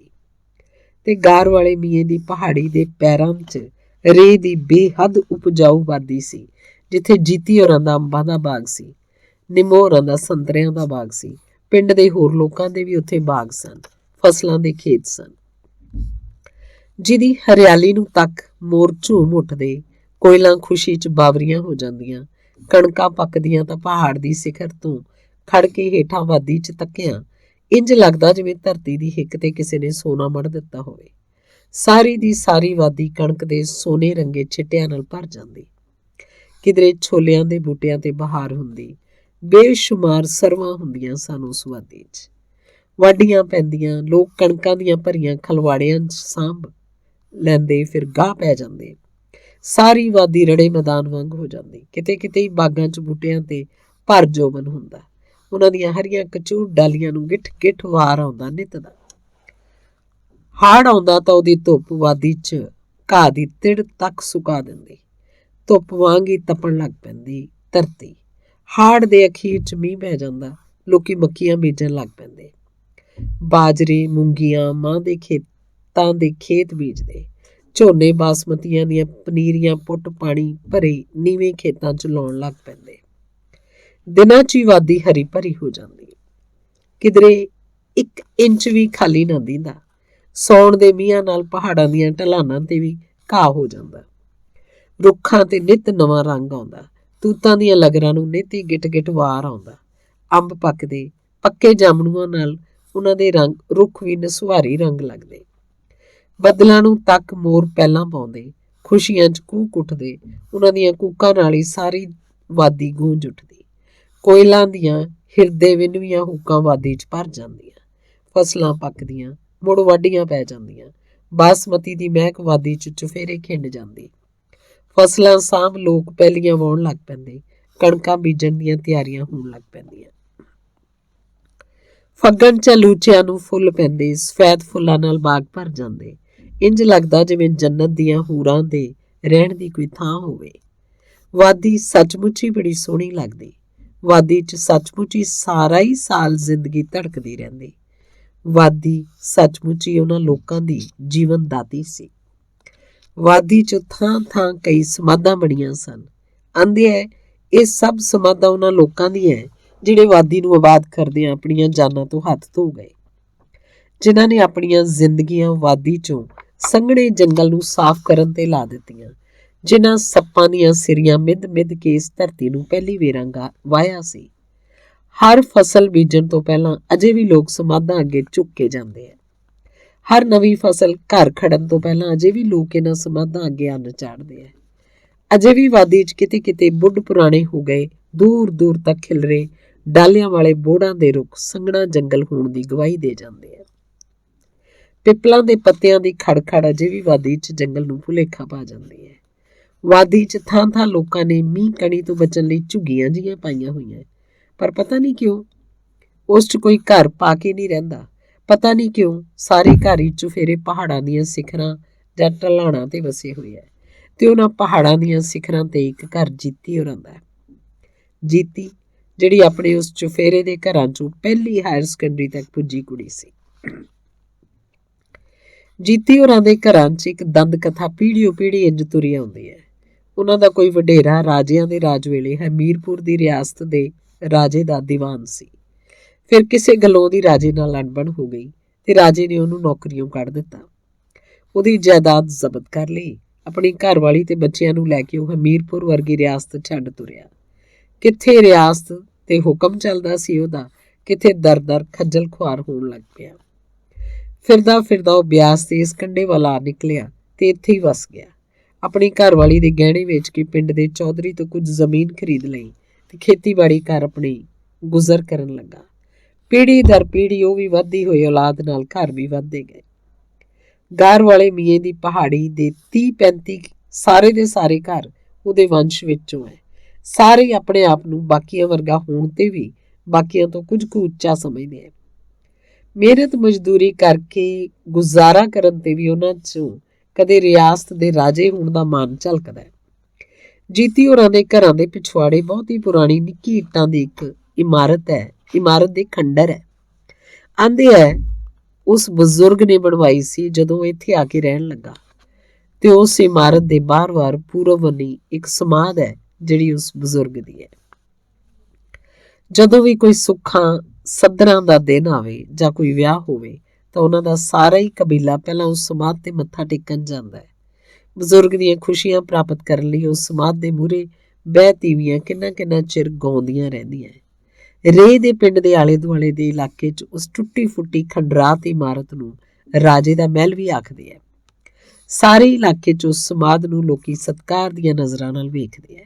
ਸਮਾਧ ਜਿਹੜੀ ਜੀਤੀ ਹੋਰਾਂ ਦੇ ਬਜ਼ੁਰਗ ਦੀ ਹੈ, ਸਮਾਧ ਜਿਹੜੀ ਨਿੰਮੋ ਹੋਰਾਂ ਦੇ ਬਜ਼ੁਰਗ ਦੀ ਹੈ, ਸਮਾਧ ਜਿਹੜੀ ਉਸ ਪਹਾੜੀ ਤੇ ਵਸੇ ਮੀਏ ਵੰਸ਼ ਦੇ ਸਾਰੇ ਲੋਕਾਂ ਦੇ ਬਜ਼ੁਰਗ ਦੀ ਹੈ। ਤੇ ਸੜਕ ਤੋਂ ਲੈ ਕੇ ਉਸ ਸਮਾਧ ਤਾਈਂ ਪੱਥਰ ਚਿਣ ਚਿਣ ਕੇ 2 ਆਦਮੀਆਂ ਦੇ ਬਰਾਬਰ ਬਰਾਬਰ ਤੁਰਨ ਜੋਗੀਆਂ ਪੌੜੀਆਂ ਬਣਾਈਆਂ ਹੋਈਆਂ, ਜਿਹੜੀਆਂ ਪਹਿਲੀ ਸੰਸਾਰ ਜੰਗ ਵੇਲੇ ਉਹਨਾਂ ਦੇ ਘਰਾਂ 'ਚੋਂ ਇੱਕ ਫੌਜੀ ਮੇਜਰ ਨੇ ਬਹਾਦਰ ਦਾ ਵਿਕਟੋਰੀਆ ਕ੍ਰਾਸ ਮਿਲਣ ਤੇ ਬਣਵਾਈਆਂ ਸੀ। ਆਪਣੀ ਬਟਾਲੀਅਨ ਦੇ 15 ਸਿਪਾਹੀਆਂ ਨਾਲ ਉਹ ਸਮਾਧ ਤੇ ਮੱਥਾ ਟੇਕਣ ਆਇਆ ਸੀ ਤੇ ਸਾਰਾ ਹੀ ਇਲਾਕਾ ਉਹਨੂੰ ਤੇ ਉਹਦੇ ਹਥਿਆਰਬੰਦ ਸਿਪਾਹੀਆਂ ਨੂੰ ਦੇਖਣ ਲਈ ਉਮੜ ਪਿਆ ਸੀ। ਬਹੁਤੇ ਲੋਕਾਂ ਨੇ ਉਦੋਂ ਪਹਿਲੀ ਵਾਰ ਰਫਲ ਤੱਕੀ ਸੀ। ਰੇਹ ਦੀਆਂ ਉਹਨਾਂ ਪਹਾੜੀਆਂ 'ਚ ਅਜੇ ਤੱਕ ਵੀ ਕਈ ਬੁੱਢੇ ਸਿਆਲ ਦੀਆਂ ਠੰਡੀਆਂ ਰਾਤਾਂ ਨੂੰ ਉਹਦੀਆਂ ਗੱਲਾਂ ਆਪਣੇ ਨਿੱਕੇ ਪੋਤਰੇ ਪੋਤਰੀਆਂ ਨੂੰ ਬੁੱਕਲ 'ਚ ਲਈ ਦੱਸਦੇ ਰਹਿੰਦੇ ਆ। ਅੰਗ 9। ਮਾਰਚ ਬੀਤ ਗਿਆ। ਅਪ੍ਰੈਲ ਚੜ੍ਹਦੀਆਂ ਹੀ ਜੀਤੀ ਹੋਰਾਂ ਦੇ ਪੇਪਰ ਸ਼ੁਰੂ ਹੋ ਗਏ। ਹਰ ਵੇਲੇ ਉਹ ਕਿਤਾਬ ਨੂੰ ਲੈ ਬੈਠੀ ਰਹਿੰਦੀ, ਪੜ੍ਹਦੀ ਰਹਿੰਦੀ ਤੇ ਜਾਂ ਦੀਪ ਦੀਆਂ ਯਾਦਾਂ 'ਚ ਗੁੰਮ ਜਾਂਦੀ। ਇੱਕ ਦਿਨ ਡਾਕ ਬੰਗਲੇ ਦਾ ਚੌਕੀਦਾਰ ਉਹਨੂੰ ਦੀਪ ਦਾ ਇੱਕ ਖੱਤ ਦੇ ਗਿਆ। ਸੰਖੇਪ ਹੀ ਲਿਖਿਆ ਸੀ, ਮਨਜੀਤ, ਸਵੇਰੇ ਸਾਡਾ ਪਹਿਲਾ ਪੇਪਰ ਏ। ਸਾਰੇ ਹੋਸਟਲ 'ਚ ਅੱਜ ਕੱਲ੍ਹ ਕਬਰਾਂ ਵਰਗੀ ਸ਼ਾਂਤੀ ਏ। ਸਾਰੇ ਆਪਣੇ ਆਪਣੇ ਕਮਰੇ 'ਚ ਬੈਠੇ ਪੜ੍ਹ ਰਹੇ ਨੇ। ਮੇਰੇ ਸਾਹਮਣੇ ਵੀ ਮੇਜ਼ ਤੇ ਕਿਤਾਬ ਖੁੱਲ੍ਹੀ ਪਈ ਹੈ। ਪੜ੍ਹਨ ਦੀ ਕੋਸ਼ਿਸ਼ ਕਰਦਾ, ਪਰ ਹਰ ਅੱਖਰ ਤੇਰੇ ਮੂੰਹ ਜਿਹਾ ਬਣ ਜਾਂਦਾ ਹੈ। ਹਰ ਸਤਰ 'ਚੋਂ ਤੇਰੀ ਨੁਹਾਰ ਦੇ ਝੋਲੇ ਪੈਂਦੇ ਆ। ਅੱਜ ਸ਼ਾਮ ਦੀ ਤੂੰ ਬਹੁਤ ਯਾਦ ਆ ਰਹੀ ਹੈ। ਸੋਚਦਾ ਪਿਆ ਕਾਸ਼ ਤੂੰ ਇੱਥੇ ਮੇਰੇ ਕੋਲ ਹੁੰਦੀ। ਅੱਜ ਸਾਡੀ ਫੇਅਰਵੈਲ ਸੀ, ਗੀਤਾਂ ਦਾ ਪ੍ਰੋਗਰਾਮ ਵੀ ਸੀ, ਪਰ ਪਤਾ ਨਹੀਂ ਕਿਉਂ ਮੈਂ ਡਾਢਾ ਹੀ ਉਦਾਸ ਰਿਹਾ ਸੀ। ਜੀ ਉੱਕਾ ਨਹੀਂ ਸੀ ਲੱਗ ਰਿਹਾ ਉੱਥੇ, ਪਰ ਮਜਬੂਰ ਸੀ, ਬੈਠਾ ਰਿਹਾ, ਜ਼ਹਿਨ 'ਚ ਤੇਰੇ ਨਕਸ਼ਾਂ ਨੂੰ ਚਿਤਵਦਾ। ਇੱਕ ਗੱਲ ਦੱਸਾਂ, ਪਰਸੋਂ ਮੈਂ ਕਮਰੇ 'ਚ ਬੈਠਾ ਪੜ੍ਹ ਰਿਹਾ ਸੀ, ਮੇਰੀ ਇੱਕ ਜਮਾਤਣ ਆ ਗਈ। ਕਹਿੰਦੀ, ਨਵਦੀਪ ਤੂੰ ਇੰਨਾ ਉਦਾਸ ਕਿਉਂ ਹੈ? ਕੋਈ ਗੱਲ ਤਾਂ ਦੱਸ। ਪਹਿਲਾਂ ਤਾਂ ਮੈਂ ਐਵੇਂ ਟਾਲਦਾ ਰਿਹਾ, ਪਰ ਉਹ ਕਿਵੇਂ ਨਾ ਮੰਨੇ। ਆਖਰ ਹਾਰ ਕੇ ਮੈਂ ਸਾਰਾ ਕੁਝ ਉਹਨੂੰ ਦੱਸ ਦਿੱਤਾ। ਪਤਾ ਉਹਨੇ ਕੀ ਆਖਿਆ? ਪੇਪਰਾਂ ਤੋਂ ਬਾਅਦ ਮੈਨੂੰ ਵੀ ਲੈ ਚੱਲੀ। ਮੈਂ ਵੀ ਉਸ ਪਿਆਰੀ ਕੁੜੀ ਨੂੰ ਤੱਕਣਾ ਚਾਹੁੰਦੀ ਹਾਂ ਜਿਸ ਲਈ ਕੋਈ ਇੰਨਾ ਉਦਾਸ ਹੋ ਸਕਦਾ ਹੈ। ਇੱਥੇ ਸਾਰੇ ਮੇਰੇ 'ਚ ਆਈ ਤਬਦੀਲੀ ਨੂੰ ਨੋਟ ਕਰ ਰਹੇ ਹੈ। ਇੱਥੇ ਸਾਰੇ ਮੇਰੇ ਬਾਰੇ 'ਚ ਹੈਰਾਨ ਨੇ। ਇੰਨੇ ਨਾਲ ਹੀ ਹੁਣ ਬੰਦ ਕਰਨਾ। ਉਹ ਹਾਂ ਸੱਚ, ਤੂੰ ਇੰਨੀ ਯਾਦ ਨਾ ਆਇਆ ਕਰ, ਕਿਤੇ ਮੈਂ ਪਾਗਲ ਹੀ ਨਾ ਹੋ ਜਾ। ਤੇਰੀ ਯਾਦ ਦੇ ਨਾਂ ਇੱਕ ਚੁੰਮਣ, ਤੇਰਾ ਨਵਦੀਪ। ਖੱਤ ਪੜ੍ਹਨ ਤੋਂ ਬਾਅਦ ਵੀ ਉਹਨੇ ਕਿੰਨਾ ਚਿਰ ਨਜ਼ਰਾਂ ਖੱਤ ਦੇ ਹਰਫਾਂ ਤੇ ਗੱਡੀ ਰੱਖੀਆਂ, ਜਿਵੇਂ ਉਹਨਾਂ 'ਚੋਂ ਲਿਖਣ ਵਾਲੇ ਦਾ ਉਦਾਸਿਆ ਮੂੰਹ ਤੱਕਣਾ ਜਾਰੀ ਹੋਵੇ। ਰੋਕਦੇ ਰੋਕਦੇ ਵੀ ਉਹਦਾ ਹੌਕਾ ਨਿਕਲ ਗਿਆ। ਉਹ ਕਿੰਨਾ ਹੀ ਚਿਰ ਉਹਦੀਆਂ ਯਾਦਾਂ 'ਚ ਗੁਆਚੀ ਰਹੀ ਤੇ ਉਸ ਦਿਨ ਉਹ ਡਾਢੀ ਉਦਾਸ ਰਹੀ। ਜੀਤੀਏ, ਇੱਕ ਗੱਲ ਮੰਨੇਗੀ? ਇੱਕ ਦਿਨ ਦੋਵੇਂ ਘਰ ਇਕੱਲੀਆਂ ਸਨ ਤਾਂ ਗੀਤੋ ਨੇ ਆਖਿਆ, ਦੱਸ ਭਾਬੀ, ਤੂੰ ਇੰਨੀ ਉਦਾਸ ਨਾ ਰਿਹਾ ਕਰ। ਪਤਾ ਨਹੀਂ ਮੇਰੇ ਜੀ ਨੂੰ ਕੁਛ ਹੋਣ ਲੱਗ ਪੈਂਦਾ ਜਦੋਂ ਮੈਂ ਤੇਰਾ ਕੁਮਲਾਇਆ ਮੂੰਹ ਤੱਕਦੀ ਹਾਂ ਤਾਂ। ਗੀਤੋ ਨੂੰ ਡਾਢੀਆਂ ਦੀ ਮੋਹ ਭਿੱਜੀਆਂ ਅੱਖਾਂ ਨਾਲ ਤੱਕ ਰਹੀ ਸੀ। ਜੀਤੀ ਕਿੰਨਾ ਹੀ ਚਿਰ ਉਦਾਸ ਉਦਾਸ ਅੱਖਾਂ ਨਾਲ ਉਹਦੀਆਂ ਅੱਖਾਂ 'ਚ ਵੇਂਦੀ ਰਹੀ ਤੇ ਫਿਰ ਭੁੱਬਾ ਮਾਰ ਕੇ ਉਹਦੇ ਗਲ ਨਾਲ ਜਾ ਚਿੰਬੜੀ। ਭਾਬੀ, ਮੈਨੂੰ ਖੁਦ ਪਤਾ ਨਹੀਂ ਲੱਗਦਾ ਮੈਨੂੰ ਕੀ ਹੋਈ ਜਾ ਰਿਹਾ। ਹੰਝੂ ਬਰਸਾਤ ਦੇ ਮੀਂਹ ਵਾਂਗ ਉਹਦੀਆਂ ਅੱਖਾਂ 'ਚੋਂ ਵਹਿ ਰਹੇ ਸਨ। ਕਿੰਨਾ ਹੀ ਚਿਰ ਉਹ ਗੀਤੋ ਦੇ ਗਲ ਲੱਗੀ ਹੁਬਕੀ ਹੁਬਕੀ ਰੋਂਦੀ ਰਹੀ। ਅੰਗ 10ਵਾਂ। ਸਮਾਂ ਆਪਣੀ ਚਾਲੇ ਤੁਰਿਆ ਰਿਹਾ। ਕੁਝ ਦਿਨ ਤੇ ਜੀਤੀ ਡਾਢੀ ਉਦਾਸ ਰਹੀ, ਪਰ ਫਿਰ ਹੌਲੀ ਹੌਲੀ ਉਹਦੀ ਉਦਾਸੀ ਘਟਦੀ ਗਈ। ਉਹ ਸਹੇਲੀਆਂ ਨਾਲ ਹੱਸਦੀ, ਗੱਲਾਂ ਮਾਰਦੀ। ਭਾਵੇਂ ਦੀਪ ਦੀਆਂ ਯਾਦਾਂ ਦਾ ਰੰਗ ਫਿੱਕਾ ਤਾਂ ਨਹੀਂ ਸੀ ਪਿਆ, ਉਵੇਂ ਹੀ ਦਿਲ 'ਚ ਮਗ ਰਹੀਆਂ ਸਨ, ਪਰ ਉਹਨਾਂ 'ਚ ਅਧੀਰਤਾ ਮੁੱਕ ਗਈ ਸੀ। ਉਹਦੀ ਬੇਚੈਨੀ ਘਟ ਗਈ ਸੀ। ਜੀਤੀ ਮੁੜ ਪਹਿਲਾਂ ਵਾਲੀ ਅਲੜ ਜੀਤੀ ਬਣ ਗਈ, ਪਰ ਉਹਦੀਆਂ ਅੱਖਾਂ ਦੀ ਭਟਕਣ ਮੁੱਕ ਗਈ ਸੀ। ਉਹਦੀਆਂ ਅੱਖਾਂ 'ਚ ਹੁਣ ਦੀਪ ਦੀ ਮੂਰਤ ਸੀ। ਹਰ ਮਿਲਣ ਵਾਲੇ ਚਿਹਰੇ 'ਚੋਂ ਉਹ ਦੀਪ ਦੀ ਨੁਹਾਰ ਢੂੰਡਣ ਲੱਗ ਪੈਂਦੀ। ਵਾਦੀ 'ਚ ਕਣਕ ਦੀ ਵਾਢੀ ਪੈ ਗਈ। ਦਿਨਾਂ 'ਚ ਸੋਨੇ ਰੰਗੀਆਂ ਕਣਕਾਂ ਦੇ ਛਿੱਟਿਆਂ ਨਾਲ ਭਰੀਆਂ ਪੈਲੀਆਂ ਖਾਲੀ ਹੋ ਗਈਆਂ। ਖਲਵਾੜੇ ਲੱਗ ਗਏ। ਲੋਕਾਂ ਗਾਹ ਪਾ ਦਿੱਤੇ। ਵਾਦੀ ਦੇ ਸਾਰੇ ਲੋਕ ਦਿਨ ਰਾਤ ਕੰਮ 'ਚ ਰੁੱਝੇ ਰਹਿੰਦੇ। ਕਈ ਹਿੰਮਤ ਵਾਲਿਆਂ ਨੇ ਕਣਕ ਦੇ ਵੱਢ ਵਾਹੁਣੇ ਵੀ ਸ਼ੁਰੂ ਕਰ ਦਿੱਤੇ। ਧੁੱਪਾਂ ਕੜਕਣ ਲੱਗ ਪਈਆਂ। ਛਾਹ ਵੇਲਾ ਹੁੰਦਿਆਂ ਹੀ ਉਸ 'ਚੋਂ ਅੱਗ ਵਰਨ ਲੱਗ ਪੈਂਦੀ। ਸਿਆਲ ਦੀਆਂ ਗੁਲਾਬੀ ਧੁੱਪਾਂ ਮੁੱਕ ਗਈਆਂ ਸਨ। ਹਵਾਵਾਂ 'ਚ ਰਲੀ ਠਰ ਮੁੱਕ ਗਈ ਸੀ। ਹੁਣ ਤਾਂ ਹਵਾ ਇੰਜ ਲੱਗਦੀ ਜਿਵੇਂ ਬਲਦੀ ਅੱਗ ਦੀ ਹਵਾੜ ਹੋਵੇ। ਦਿਨ ਬੇਹੱਦ ਹੀ ਤਪੇ ਹੁੰਦੇ। ਵਾਦੀ ਦੀਆਂ ਤਿਰਕਾਲਾਂ ਪਰ ਹੁਣ ਪਹਿਲਾਂ ਤੋਂ ਵੀ ਸੋਹਣੀਆਂ ਹੋ ਗਈਆਂ ਸੀ। ਅੰਬਾਂ ਦਿਆਂ ਬੂਟਿਆਂ ਨੂੰ ਅੰਬੀਆਂ ਮੋਟੀਆਂ ਹੋ ਗਈਆਂ। ਬਾਗਾਂ 'ਚ ਤੋਤਿਆਂ ਕਾਵਾਂ ਨੂੰ ਉਡਾਉਂਦੇ ਰਾਖਿਆਂ ਦੇ ਲਲਕਾਰੇ ਗੂੰਜਦੇ। ਕੋਇਲ ਦੀਆਂ ਹੂਕਾਂ ਨਾਲ ਵਾਦੀ ਨਸ਼ਿਆ ਜਿਹੀ ਜਾਂਦੀ। ਇੰਝ ਹੀ ਦਿਨ ਬੀਤਦੇ ਜਾ ਰਹੇ ਸੀ। ਅਪ੍ਰੈਲ ਦਾ ਅਖੀਰ ਸੀ ਤੇ ਜੀਤੀ ਹੋਰਾਂ ਦਾ ਆਖਰੀ ਪੇਪਰ। ਸਵੇਰੇ ਉਹ ਡਾਢੀ ਉਚੇਚ ਨਾਲ ਤਿਆਰ ਹੋਈ ਤੇ 2 ਗੁੱਤਾਂ ਘਰ ਬਣ ਠਣ ਘਰੋਂ ਨਿਕਲਣ ਲੱਗੀ ਸੀ ਤਾਂ ਮਾਂ ਅੱਖਾਂ ਹੀ ਅੱਖਾਂ ਰਾਹੀਂ ਉਹਨੂੰ ਘੂਰ ਰਹੀ ਸੀ, ਪਰ ਬੋਲੀ ਕੁਛ ਨਾ। ਅੱਗੇ ਨਿੰਮੋ ਵੀ ਤਿਆਰ ਬੈਠੀ ਸੀ। ਦੋਵੇਂ ਸਹੇਲੀਆਂ ਪਹਾੜੀ ਪਗਡੰਡੀ ਤੇ ਹਰਨੋਟਿਆਂ ਵਾਂਗੂ ਚੁੰਗੀਆਂ ਭਰਦੀਆਂ ਸਕੂਲ ਨੂੰ ਤੁਰ ਪਈਆਂ। ਨਿੰਮੋ ਕਿੰਨਾ ਹੀ ਚਿਰ ਉਹਨੂੰ ਤੱਕ ਅੱਖਾਂ ਹੀ ਅੱਖਾਂ ਰਾਹੀਂ ਮੁਸਕਰਾਉਂਦੀ ਰਹੀ। ਆਖਰ ਉਹ ਤੋਂ ਰਹਿ ਨਾ ਹੋਇਆ। ਹਰਾਂਬੜੇ, ਬੜੀ ਨਿੱਖਰ ਕੇ ਆਈ ਹੈ। ਅੱਜ ਕਿਹਨੂੰ ਪੱਟਣ ਦੀ ਸਲਾਹ? ਜਿਹਨੂੰ ਆਖੇ। ਜੀਤੀ ਹੱਸ ਪਈ। ਤੂੰ ਵੀ ਤਾਂ ਕੁਝ ਸੋਚ ਕੇ ਹੀ ਘਰੋਂ ਤੁਰੀ ਹੋਣੀ ਹੈ। ਸੋਚਣ ਦੀ ਵੇਲ ਹੀ ਕਿੱਥੇ ਮਿਲਦੀ ਹੈ। ਘਰ ਤਾਂ ਮੈਂ ਮਾਂ ਦੀਆਂ ਨਜ਼ਰਾਂ ਘੂਰਦੀਆਂ ਰਹਿੰਦੀਆਂ ਨੇ ਜਿਵੇਂ ਮੈਂ ਕੋਈ ਗੁਨਾਹ ਕਰਤਾ ਹੋਵੇ। ਗੁਨਾਹ ਤੇ ਤੂੰ ਸੱਚਮੁੱਚ ਹੀ ਕੀਤਾ ਹੈ। ਇਹ ਗੱਲ ਵੱਖਰੀ ਹੈ ਵੀ ਉਹਨਾਂ ਨੂੰ ਪਤਾ ਨਹੀਂ। ਭਾਬੀ ਨੂੰ ਤੇ ਸਾਰਾ ਪਤਾ ਹੈ। ਸੱਚ? ਉਹਨੂੰ ਕਿਵੇਂ ਪਤਾ ਲੱਗ ਗਿਆ? ਮੈਂ ਆਪ ਹੀ ਸਾਰਾ ਕੁਝ ਦੱਸਤਾ। ਮਰ ਪਰੇ ਕੰਜਰੀਏ। ਅੜੀਏ, ਉਹਨੇ ਤਾਂ ਮੇਰੇ ਮੂੰਹ ਤੋਂ ਹੀ ਸਾਰੀ ਗੱਲ ਪੜ੍ਹ ਲਈ ਸੀ ਤੇ ਫਿਰ ਜਦੋਂ ਪੁੱਛਿਆ ਤਾਂ ਮੈਂ ਸਭ ਕੁਝ ਦੱਸ ਦਿੱਤਾ। ਲੁਕਾਉਣ ਦਾ ਕੀ ਫਾਇਦਾ ਹੈ? ਕੋਈ ਨਹੀਂ ਸੀ। ਜੀਤੀ ਦੂਰ ਦੁਮੇਲ ਨੂੰ ਤੱਕ ਰਹੀ ਸੀ ਜਿੱਥੇ ਪਹਾੜ ਤੇ ਆਕਾਸ਼ ਮਿਲ ਗਏ ਲੱਗਦੇ ਸੀ। ਤੇ ਰਾਜੇਸ਼ ਵਾਲੀ ਗੱਲ ਵੀ ਦੱਸ ਦੇਣੀ ਸੀ। ਉਹ ਵੀ ਦੱਸ ਦਿਆਂਗੀ, ਹੋਰ ਵੀ ਦੱਸ ਦਿਆਂਗੀ। ਤੂੰ ਕਾਹਤੋਂ ਕਾਹਲੀ ਪੈਂਦੀ ਹੈ? ਜੀਤੀ ਨੇ ਲਾਚੜ ਕੇ ਉਹਦੀ ਵੱਖੀ 'ਚ ਚੁੰਡੀ ਭਰਦਿਆਂ ਆਖਿਆ। ਨਿੰਮੋ ਪੀੜ ਦੀ ਕਸੀਸ ਵੱਟ ਕੇ ਰਹਿ ਗਈ ਤੇ ਅਗਲੀ ਪਲ ਉਹਨੇ ਉਹਦੀ ਵੱਖੀ 'ਚ ਧੱਫਾ ਮਾਰਦਿਆਂ ਕਿਹਾ, ਕੁੱਤੀਏ, ਮੇਰੇ ਕਾਹਤੋਂ ਵੱਢਦੀ ਹੈ ਕੋਈ? ਅੱਗੋਂ ਗੱਲ ਅਧੂਰੀ ਛੱਡ ਉਹਦੀਆਂ ਅੱਖਾਂ 'ਚ ਤੱਕ ਸ਼ਰਾਰਤੀ ਜਿਹਾ ਮੁਸਕਰਾ ਪਈ। ਅੱਗੇ ਪਗਡੰਡੀ ਤੇ ਜੀਤੀ ਹੋਰਾਂ ਦਾ ਸ਼ਰੀਕੇ ਚੋਂ ਤਾਇਆ ਤੁਰਿਆ ਆਉਂਦਾ ਦਿਸਿਆ। ਦੋਵੇਂ ਚੁੱਪ ਕਰ ਗਈਆਂ। ਇੰਜ ਨੀਵੀਆਂ ਪਾ ਤੁਰ ਪਈਆਂ ਜਿਵੇਂ ਉਹਨਾਂ ਨੂੰ ਆਸੇ ਪਾਸੇ ਦੀ ਕੋਈ ਖਬਰ ਹੀ ਨਾ ਹੋਵੇ। ਤੇ ਜਦੋਂ ਦੂਰ ਲੰਘ ਗਿਆ ਤਾਂ ਮੁੜ ਦੋਵੇਂ ਹੱਸਣ ਲੱਗ ਪਈਆਂ। ਨਿੱਕੀਆਂ ਨਿੱਕੀਆਂ ਸ਼ਰਾਰਤਾਂ ਕਰਦਿਆਂ ਉਹਨਾਂ ਸਕੂਲ ਤੱਕ ਦਾ ਰਾਹ ਮੁਕਾਇਆ। ਅਜੇ ਉਹ ਕੁਝ ਪਲ ਹੀ ਜਾ ਕੇ ਖੜੀਆਂ ਸੀ ਕਿ ਅਜੇ ਉਹਨਾਂ ਸਹੇਲੀਆਂ ਨਾਲ ਕੋਈ ਗੱਲ ਨਹੀਂ ਸੀ ਕੀਤੀ ਕਿ ਪੇਪਰ ਦੀ ਘੰਟੀ ਵੱਜ ਗਈ। ਸਭ ਹੀ ਹਾਲ ਕਮਰੇ 'ਚ ਆਪਣੀਆਂ ਸੀਟਾਂ ਤੇ ਜਾ ਬੈਠੀਆਂ। ਹਾਲ ਅੰਦਰ ਆ ਸਾਰਿਆਂ ਦੇ ਚਿਹਰਿਆਂ ਤੋਂ ਹਾਸੇ ਉੱਡ ਗਏ। ਸਾਰੇ ਸਹਿਮੇ ਸਹਿਮੇ ਇੱਕ ਦੂਜੇ ਨੂੰ ਤੱਕ ਰਹੇ ਸਨ। ਪ੍ਰਸ਼ਨ ਪੱਤਰ ਪੜ੍ਹਦਿਆਂ ਹੀ ਜੀਤੀ ਨੇ ਪੈਨ ਫੜ ਲਿਆ। ਪੇਪਰ ਸੌਖਾ ਹੀ ਸੀ। 2 ਘੰਟਿਆਂ 'ਚ ਉਹਨੇ ਪੇਪਰ ਮੁਕਾ ਲਿਆ। 15 ਕੁ ਮਿੰਟ ਐਵੇਂ ਪੇਪਰ ਦੇ ਵਰਕੇ ਪਰਤਾਉਂਦੀ ਰਹੀ ਤੇ ਉਹਨੂੰ ਤੱਕਦੀ ਰਹੀ। ਅਜੇ ਪੌਣਾ ਘੰਟਾ ਬਾਕੀ ਸੀ ਤੇ ਜੀਤੀ ਪੇਪਰ ਦੇ ਕੇ ਹਾਲ 'ਚੋਂ ਉੱਠ ਆਈ। ਬਾਹਰ ਅਜੇ ਕੋਈ ਵੀ ਨਹੀਂ ਸੀ ਆਇਆ। ਪੇਪਰ ਦੇ ਕੇ ਫੁੱਲਵਾੜੀ 'ਚ ਲੱਗੇ ਕਚਨਾਰ ਦੇ ਰੁੱਖ ਹੇਠ ਆ ਬੈਠੀ। ਉਹਦੀਆਂ ਨਜ਼ਰਾਂ ਹਾਲ ਦੇ ਬੂਹੇ ਵੱਲ ਲੱਗੀਆਂ, ਕਿਸੇ ਦੇ ਬਾਹਰ ਆਉਣ ਦੀ ਉਡੀਕ ਕਰਨ ਲੱਗੀਆਂ। ਕੁਛ ਹੀ ਦੇਰ ਬਾਅਦ ਰਾਜੇਸ਼ ਨਿਕਲਿਆ। ਉਹਨੂੰ ਦੇਖ ਉਹਦਾ ਦਿਲ ਇੱਕ ਪਲ ਲਈ ਧੜਕਿਆ। ਉਹ ਸਿੱਧਾ ਹੀ ਉਸ ਵੱਲ ਨੂੰ ਆ ਰਿਹਾ ਸੀ। ਕੋਲ ਆ ਕੁਝ ਪਲ ਖੜਾ ਉਸ ਵੱਲ ਤੱਕਦਾ ਰਿਹਾ ਤੇ ਫਿਰ ਡੱਡ ਹੀ ਉਦਾਸ ਲਫ਼ਜ਼ਾਂ ਨਾਲ ਉਹਨੇ ਆਖਿਆ, ਜੀਤੀਏ ਜੇ ਹੋ ਸਕੇ ਤਾਂ ਮੈਨੂੰ ਮਾਫ਼ ਕਰ ਦੇਈਂ, ਤੇ ਮੂੰਹ ਭੁਆ ਬਾਹਰਲੇ ਗੇਟ ਵੱਲ ਤੁਰ ਪਿਆ। ਪਤਾ ਨਹੀਂ ਕਿਉਂ ਉਹਦਾ ਦਿਲ ਕੀਤਾ ਉਹਨੂੰ ਜਾਂਦੇ ਨੂੰ ਰੋਕ ਲਏ। ਉਹਨੂੰ ਦੱਸੇ ਕਿ ਉਹਦੇ ਤੇ ਉਹਨੂੰ ਕੋਈ ਗਿਲਾ ਨਹੀਂ। ਪਤਾ ਨਹੀਂ ਕਿਉਂ ਉਹਨੂੰ ਜਾਂਦੇ ਰਾਕੇਸ਼ ਤੇ ਡੱਡ ਹੀ ਮੋਹ ਆਇਆ। ਚਾਹ ਕੇ ਵੀ ਪਰ ਉਹਨੂੰ ਆਵਾਜ਼ ਨਾ ਮਾਰ ਸਕੀ। ਉਹ ਬਾਹਰਲਾ ਗੇਟ ਟੱਪ ਚੱਲਿਆ ਤਾਂ ਡਾਢੀ ਉਦਾਸ ਹੋ ਗਈ। ਉਹ ਪੇਪਰ ਮੁੱਕਿਆ। ਸਾਰੀਆਂ ਕੁੜੀਆਂ ਆ ਗਈਆਂ। ਸਾਰੀਆਂ ਹੀ ਹੱਸ ਰਹੀਆਂ ਸਨ, ਇੱਕ ਦੂਜੀ ਨੂੰ ਮੁੜ ਮਿਲਣ ਦੇ ਵਾਅਦੇ ਕਰ ਰਹੀਆਂ ਸਨ, ਪਰ ਜੀਤੀ ਸਾਰੇ ਕੁਝ 'ਚ ਡਾਢੀ ਉਦਾਸ ਰਹੀ। ਅੰਗ 11ਵਾਂ। ਇਸ ਸਾਲ ਮਈ 'ਚ ਡਾਢੀ ਗਰਮੀ ਪਈ। ਛਾਹ ਵੇਲੇ ਧੁੱਪ 'ਚੋਂ ਅੱਗ ਵਰਨ ਲੱਗ ਪੈਂਦੀ। ਦੁਪਹਿਰਾਂ ਨੂੰ ਤਾਂ ਜਿਵੇਂ ਧਰਤੀ ਮੱਚ ਉੱਠ। ਮੂੰਹ ਨਹੀਂ ਸੀ ਕੱਢਿਆ ਜਾਂਦਾ ਬਾਹਰ। ਖੇਤਾਂ 'ਚ ਕੰਮ ਕਰਦੇ ਕਾਮੀ ਸੰਘਣੇ ਰੁੱਖਾਂ ਦੀ ਛਾਂ ਹੇਠਾਂ ਦੁਪਹਿਰਾ ਕੱਟਦੇ। ਪੰਛੀ ਵੀ ਰੁੱਖਾਂ ਦੀਆਂ ਡਾਲੀਆਂ 'ਚ ਲੁਕ ਲੁਕ ਬਹਿੰਦੇ। ਘਰ ਰੋਟੀ ਪਾਣੀ ਦਾ ਬਹੁਤਾ ਕੰਮ ਹੁਣ ਜੀਤੀ ਨੂੰ ਕਰਨਾ ਪੈਂਦਾ ਸੀ। ਰਾਮੋ ਬਾਹਰ ਅੰਦਰ ਦਾ ਕੋਈ ਕੰਮ ਕਰ ਲੈਂਦੀ ਤੇ ਜਾ ਬੈਠੀ ਚਰਖਾ ਕੱਤਦੀ ਰਹਿੰਦੀ। ਰੋਟੀ ਪਾਣੀ ਦੇ ਕੰਮ ਤੋਂ ਇੱਕ ਤਰ੍ਹਾਂ ਸੁਰਖਰੂਈ ਹੋ ਗਈ ਸੀ। ਉਹਦੇ ਜੰਮੇ ਖੇਤਾਂ ਨੂੰ ਰੋਟੀਆਂ ਲੈ ਕੇ ਜਾਣ ਦਾ ਹੀ ਕੰਮ ਸੀ। ਉਹ ਵੀ ਕਦੇ ਕਦੇ ਗੀਤੋਂ ਲੈ ਜਾਂਦੀ। ਗੀਤੋਂ ਨੂੰ ਅਜੇ ਵੀ ਕੋਈ ਖਾਸ ਕੰਮ ਨਹੀਂ ਸੀ ਕਰਨ ਦਿੱਤਾ ਜਾਂਦਾ। ਪਟੋਲੇ ਵਾਂਗੂ ਸਜੀ ਫੱਬੀ ਗੀਤੋਂ ਅੰਦਰ ਬਾਹਰ ਆਪਣੇ ਹਾਸੇ ਬਖੇਰਦੀ ਰਹਿੰਦੀ। ਪਰ ਪਤਾ ਨਹੀਂ ਕਿਉਂ ਉਹ ਕਿਸੇ ਕਿਸੇ ਵੇਲੇ ਡਾਢੀ ਉਦਾਸ ਹੋ ਜਾਂਦੀ। ਉਹਨੂੰ ਇਹ ਘਰ ਉਪਰਾ ਉਪਰਾ ਲੱਗਦਾ। ਇੱਥੇ ਵਸਦੇ ਲੋਕ ਉਪਰੇ ਲੱਗਦੇ। ਇੱਥੋਂ ਤੱਕ ਕਿ ਉਹਦਾ ਆਪਣਾ ਹਾਣੀ ਦਲਬੀਰ ਵੀ।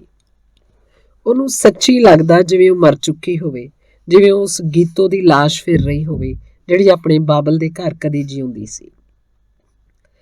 ਕਈ ਵਾਰ ਕਿੰਨਾ ਕਿੰਨਾ ਚਿਰ ਉਹ ਜੀਤੀ ਦੇ ਮੂੰਹ ਨੂੰ ਇੱਕ ਟੱਕ ਵੇਂਦੀ ਰਹਿੰਦੀ। ਉਹਦੇ ਮੂੰਹ ਨੂੰ ਵੇਂਦੀ ਉਹ ਆਪਣੀ ਉਮਰ ਦੇ ਬਾਬਲ ਦੇ ਘਰ ਬਿਤਾਏ ਉਸ ਜਿਹੇ ਵਰਿਆਂ ਨੂੰ ਯਾਦ ਕਰਦੀ ਰਹਿੰਦੀ। ਪਰ ਹੁਣ ਉਹ ਗੀਤੋਂ ਨਹੀਂ ਸੀ, ਸਗੋਂ ਉਹੀ ਕੁਝ ਸੀ ਜੋ ਕੁਝ ਉਸ ਘਰ ਵਾਲੇ ਉਸ ਤੋਂ ਚਾਹੁੰਦੇ ਸਨ, ਜਿਹੋ ਜਿਹੀ ਦਲਬੀਰ ਉਹਨੂੰ ਤੱਕਣੀ ਚਾਹੁੰਦਾ ਸੀ। ਉਹ ਬਾਹਰ ਆਜ਼ਾਦੀ ਨਾਲ ਘੁੰਮ ਨਹੀਂ ਸੀ ਸਕਦੀ ਕਿਉਂਕਿ ਘਰ ਵਾਲੇ ਇਹ ਨਹੀਂ ਸਨ ਚਾਹੁੰਦੇ ਜਿਹੜਾ ਕਿ ਹੁਣ ਉਹਦਾ ਆਪਣਾ ਘਰ ਵੀ ਸੀ। ਉਹ ਮਨ ਮਰਜ਼ੀ ਨਾਲ ਕਿਸੇ ਵੀ ਘਰ ਦੇ ਬਾਹਰਲੇ ਨਾਲ ਗੱਲ ਨਹੀਂ ਸੀ ਕਰ ਸਕਦੀ ਕਿਉਂਕਿ ਉਹਦੇ ਘਰ ਵਾਲਿਆਂ ਨੂੰ ਇਹ ਪਸੰਦ ਨਹੀਂ ਸੀ। ਜਿਹੜਾ ਘਰ ਆਪਣੇ ਆਪ ਨੂੰ ਕਦੀ ਰਿਆਸਤ ਦੇ ਹੁਕਮਰਾਨ ਹੋਣ ਦਾ ਮਾਣ ਰੱਖਦਾ ਸੀ, ਉਸ ਘਰ 'ਚ ਤਾਂ ਜਿਵੇਂ ਉਹ ਇੱਕ ਸਜਾਵਟ ਦੀ ਵਸਤ ਸੀ, ਜਿਹਦੇ ਆਪਣੇ ਕੋਈ ਅਰਮਾਨ ਨਹੀਂ ਹੁੰਦੇ, ਜਿਹਦੀਆਂ ਆਪਣੀਆਂ ਕੋਈ ਸੱਧਰਾਂ ਨਹੀਂ ਹੁੰਦੀਆਂ, ਜਿਹਦੇ ਆਪਣੀ ਕੋਈ ਸ਼ਖਸੀਅਤ ਨਹੀਂ ਹੁੰਦੀ। ਗੀਤੋਂ ਨਹੀਂ, ਚਾਬੀ ਨਾਲ ਚੱਲਣ ਵਾਲਾ ਇੱਕ ਖਿਡੌਣਾ ਬਣ ਗਈ ਸੀ। ਉਦਾਸਿਆ ਵੀ ਹੱਸਣਾ ਉਹਦਾ ਸੁਭਾਅ ਬਣ ਗਿਆ ਸੀ। ਉਹਦਾ ਹੀ ਨਹੀਂ, ਪਿਤਰੀ ਪ੍ਰਧਾਨ ਪਰਿਵਾਰਕ ਪ੍ਰਬੰਧ ਵਾਲੇ ਸਮਾਜ ਦੀ ਹਰ ਔਰਤ ਦਾ ਇਹੀ ਸੁਭਾਅ ਹੈ। ਉਹਦੀ ਇਹੀ ਆਦਤ ਹੈ। ਇੱਕ ਦਿਨ ਕੰਮ ਮੁਕਾ ਕੇ ਦੋਵੇਂ ਵਿਹੜੇ 'ਚ ਮੰਜੇ ਤੇ ਬੈਠੀਆਂ ਸੀ ਤਾਂ ਉਧਰੋਂ ਨਿੰਮੋ ਆ ਗਈ। ਅੱਜ ਤਾਂ ਕੁਝ ਵੰਡਣਾ ਚਾਹੀਦਾ। ਜੀਤੀ ਨੇ ਆਉਂਦੀ ਨਿੰਮੋ ਨੂੰ ਜੱਫੀ 'ਚ ਘੁੱਟ ਲਿਆ। ਨਹੀਂ ਮੈਨੂੰ ਕਾਹਤੋਂ ਘੁੱਟਦੀ ਐ, ਆ ਲੈ ਫੜ। ਨਿੰਮੋ ਨੇ ਖੱਤ ਉਹਦੇ ਹੱਥ 'ਚ ਫੜਾਉਂਦਿਆਂ ਆਖਿਆ। ਖੱਤ ਨਵਦੀਪ ਦਾ ਸੀ। ਨਵਦੀਪ, ਜਿਹਦੇ ਨਾਲ ਉਹਨੇ ਸਿਰਫ ਕੁਝ ਘੰਟੇ ਹੀ ਗੱਲਾਂ ਕੀਤੀਆਂ ਸੀ। ਸੰਖੇਪ 'ਚ ਲਿਖਿਆ ਸੀ, ਮਨਜੀਤ ਅੱਜ ਪੇਪਰ ਮੁੱਕ ਗਏ ਆ। ਮੈਂ ਤੇਰੇ ਨਾਲ ਵਾਅਦਾ ਕੀਤਾ ਸੀ ਪੇਪਰ ਖਤਮ ਹੁੰਦਿਆਂ ਹੀ ਤੈਨੂੰ ਮਿਲਣ ਆਵਾਂਗਾ। ਤੇਰੇ ਨਾਲ ਕੀਤਾ ਵਾਅਦਾ ਹੁਣ ਵੀ ਯਾਦ ਹੈ, ਇਸ ਵੇਲੇ ਵੀ ਜਦੋਂ ਮੈਂ ਤੈਨੂੰ ਕੁਝ ਹੋਰ ਲਿਖਣ ਲੱਗਾ। ਯੂਨੀਵਰਸਿਟੀ ਵੱਲੋਂ 20 ਵਿਦਿਆਰਥੀਆਂ ਦੀ ਇੱਕ ਟੋਲੀ ਉੱਤਰੀ ਪੂਰਬੀ ਭਾਰਤ ਦੇ ਰੁੱਖਾਂ ਬੂਟਿਆਂ ਦੇ ਅਧਿਐਨ ਲਈ ਭੇਜੀ ਜਾ ਰਹੀ ਹੈ ਤੇ ਉਸ 'ਚ ਮੈਨੂੰ ਵੀ ਸ਼ਾਮਲ ਕਰ ਲਿਆ ਗਿਆ। ਕੱਲ੍ਹ ਹੀ ਅਸੀਂ ਜਾ ਰਹੇ ਹਾਂ।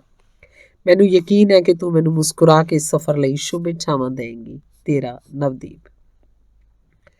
ਉਹਨੇ ਖੱਤ ਦੀ ਤਾਰੀਖ ਪੜ੍ਹੀ 3 ਦਿਨ ਪਹਿਲਾਂ ਦੀ ਸੀ। ਅੱਜ ਤਾਈਂ ਤਾਂ ਉਹ ਚੱਲ ਵੀ ਗਿਆ ਹੋਊਗਾ। ਖੜੀ ਦੀ ਖੜੀ ਰਹਿ ਗਈ ਉਹ। ਕਿੱਥੇ ਤਾਂ ਉਹਦੇ ਆਉਣ ਦੀ ਆਸ ਲਾਈ ਬੈਠੀ ਸੀ।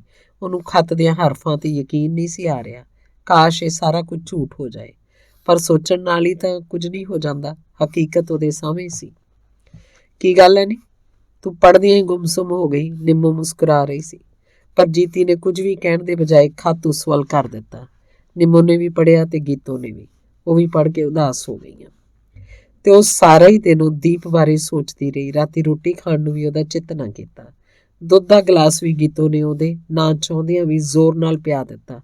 ਚਾਹੁੰਦਿਆਂ ਹੀ ਉਹ ਗੀਤੋ ਦੀ ਪਿਆਰਾ ਜ਼ਿੱਦ ਸਾਵੇਂ ਨਾ ਕਰ ਸਕੇ। ਅੰਗ 12ਵਾਂ। ਅੱਧੀ ਕੁ ਰਾਤ ਹੋਣੀ ਹੈ ਜਦੋਂ ਉਹਨੂੰ ਭੈੜਾ ਜਿਹਾ ਸੁਪਨਾ ਆਇਆ।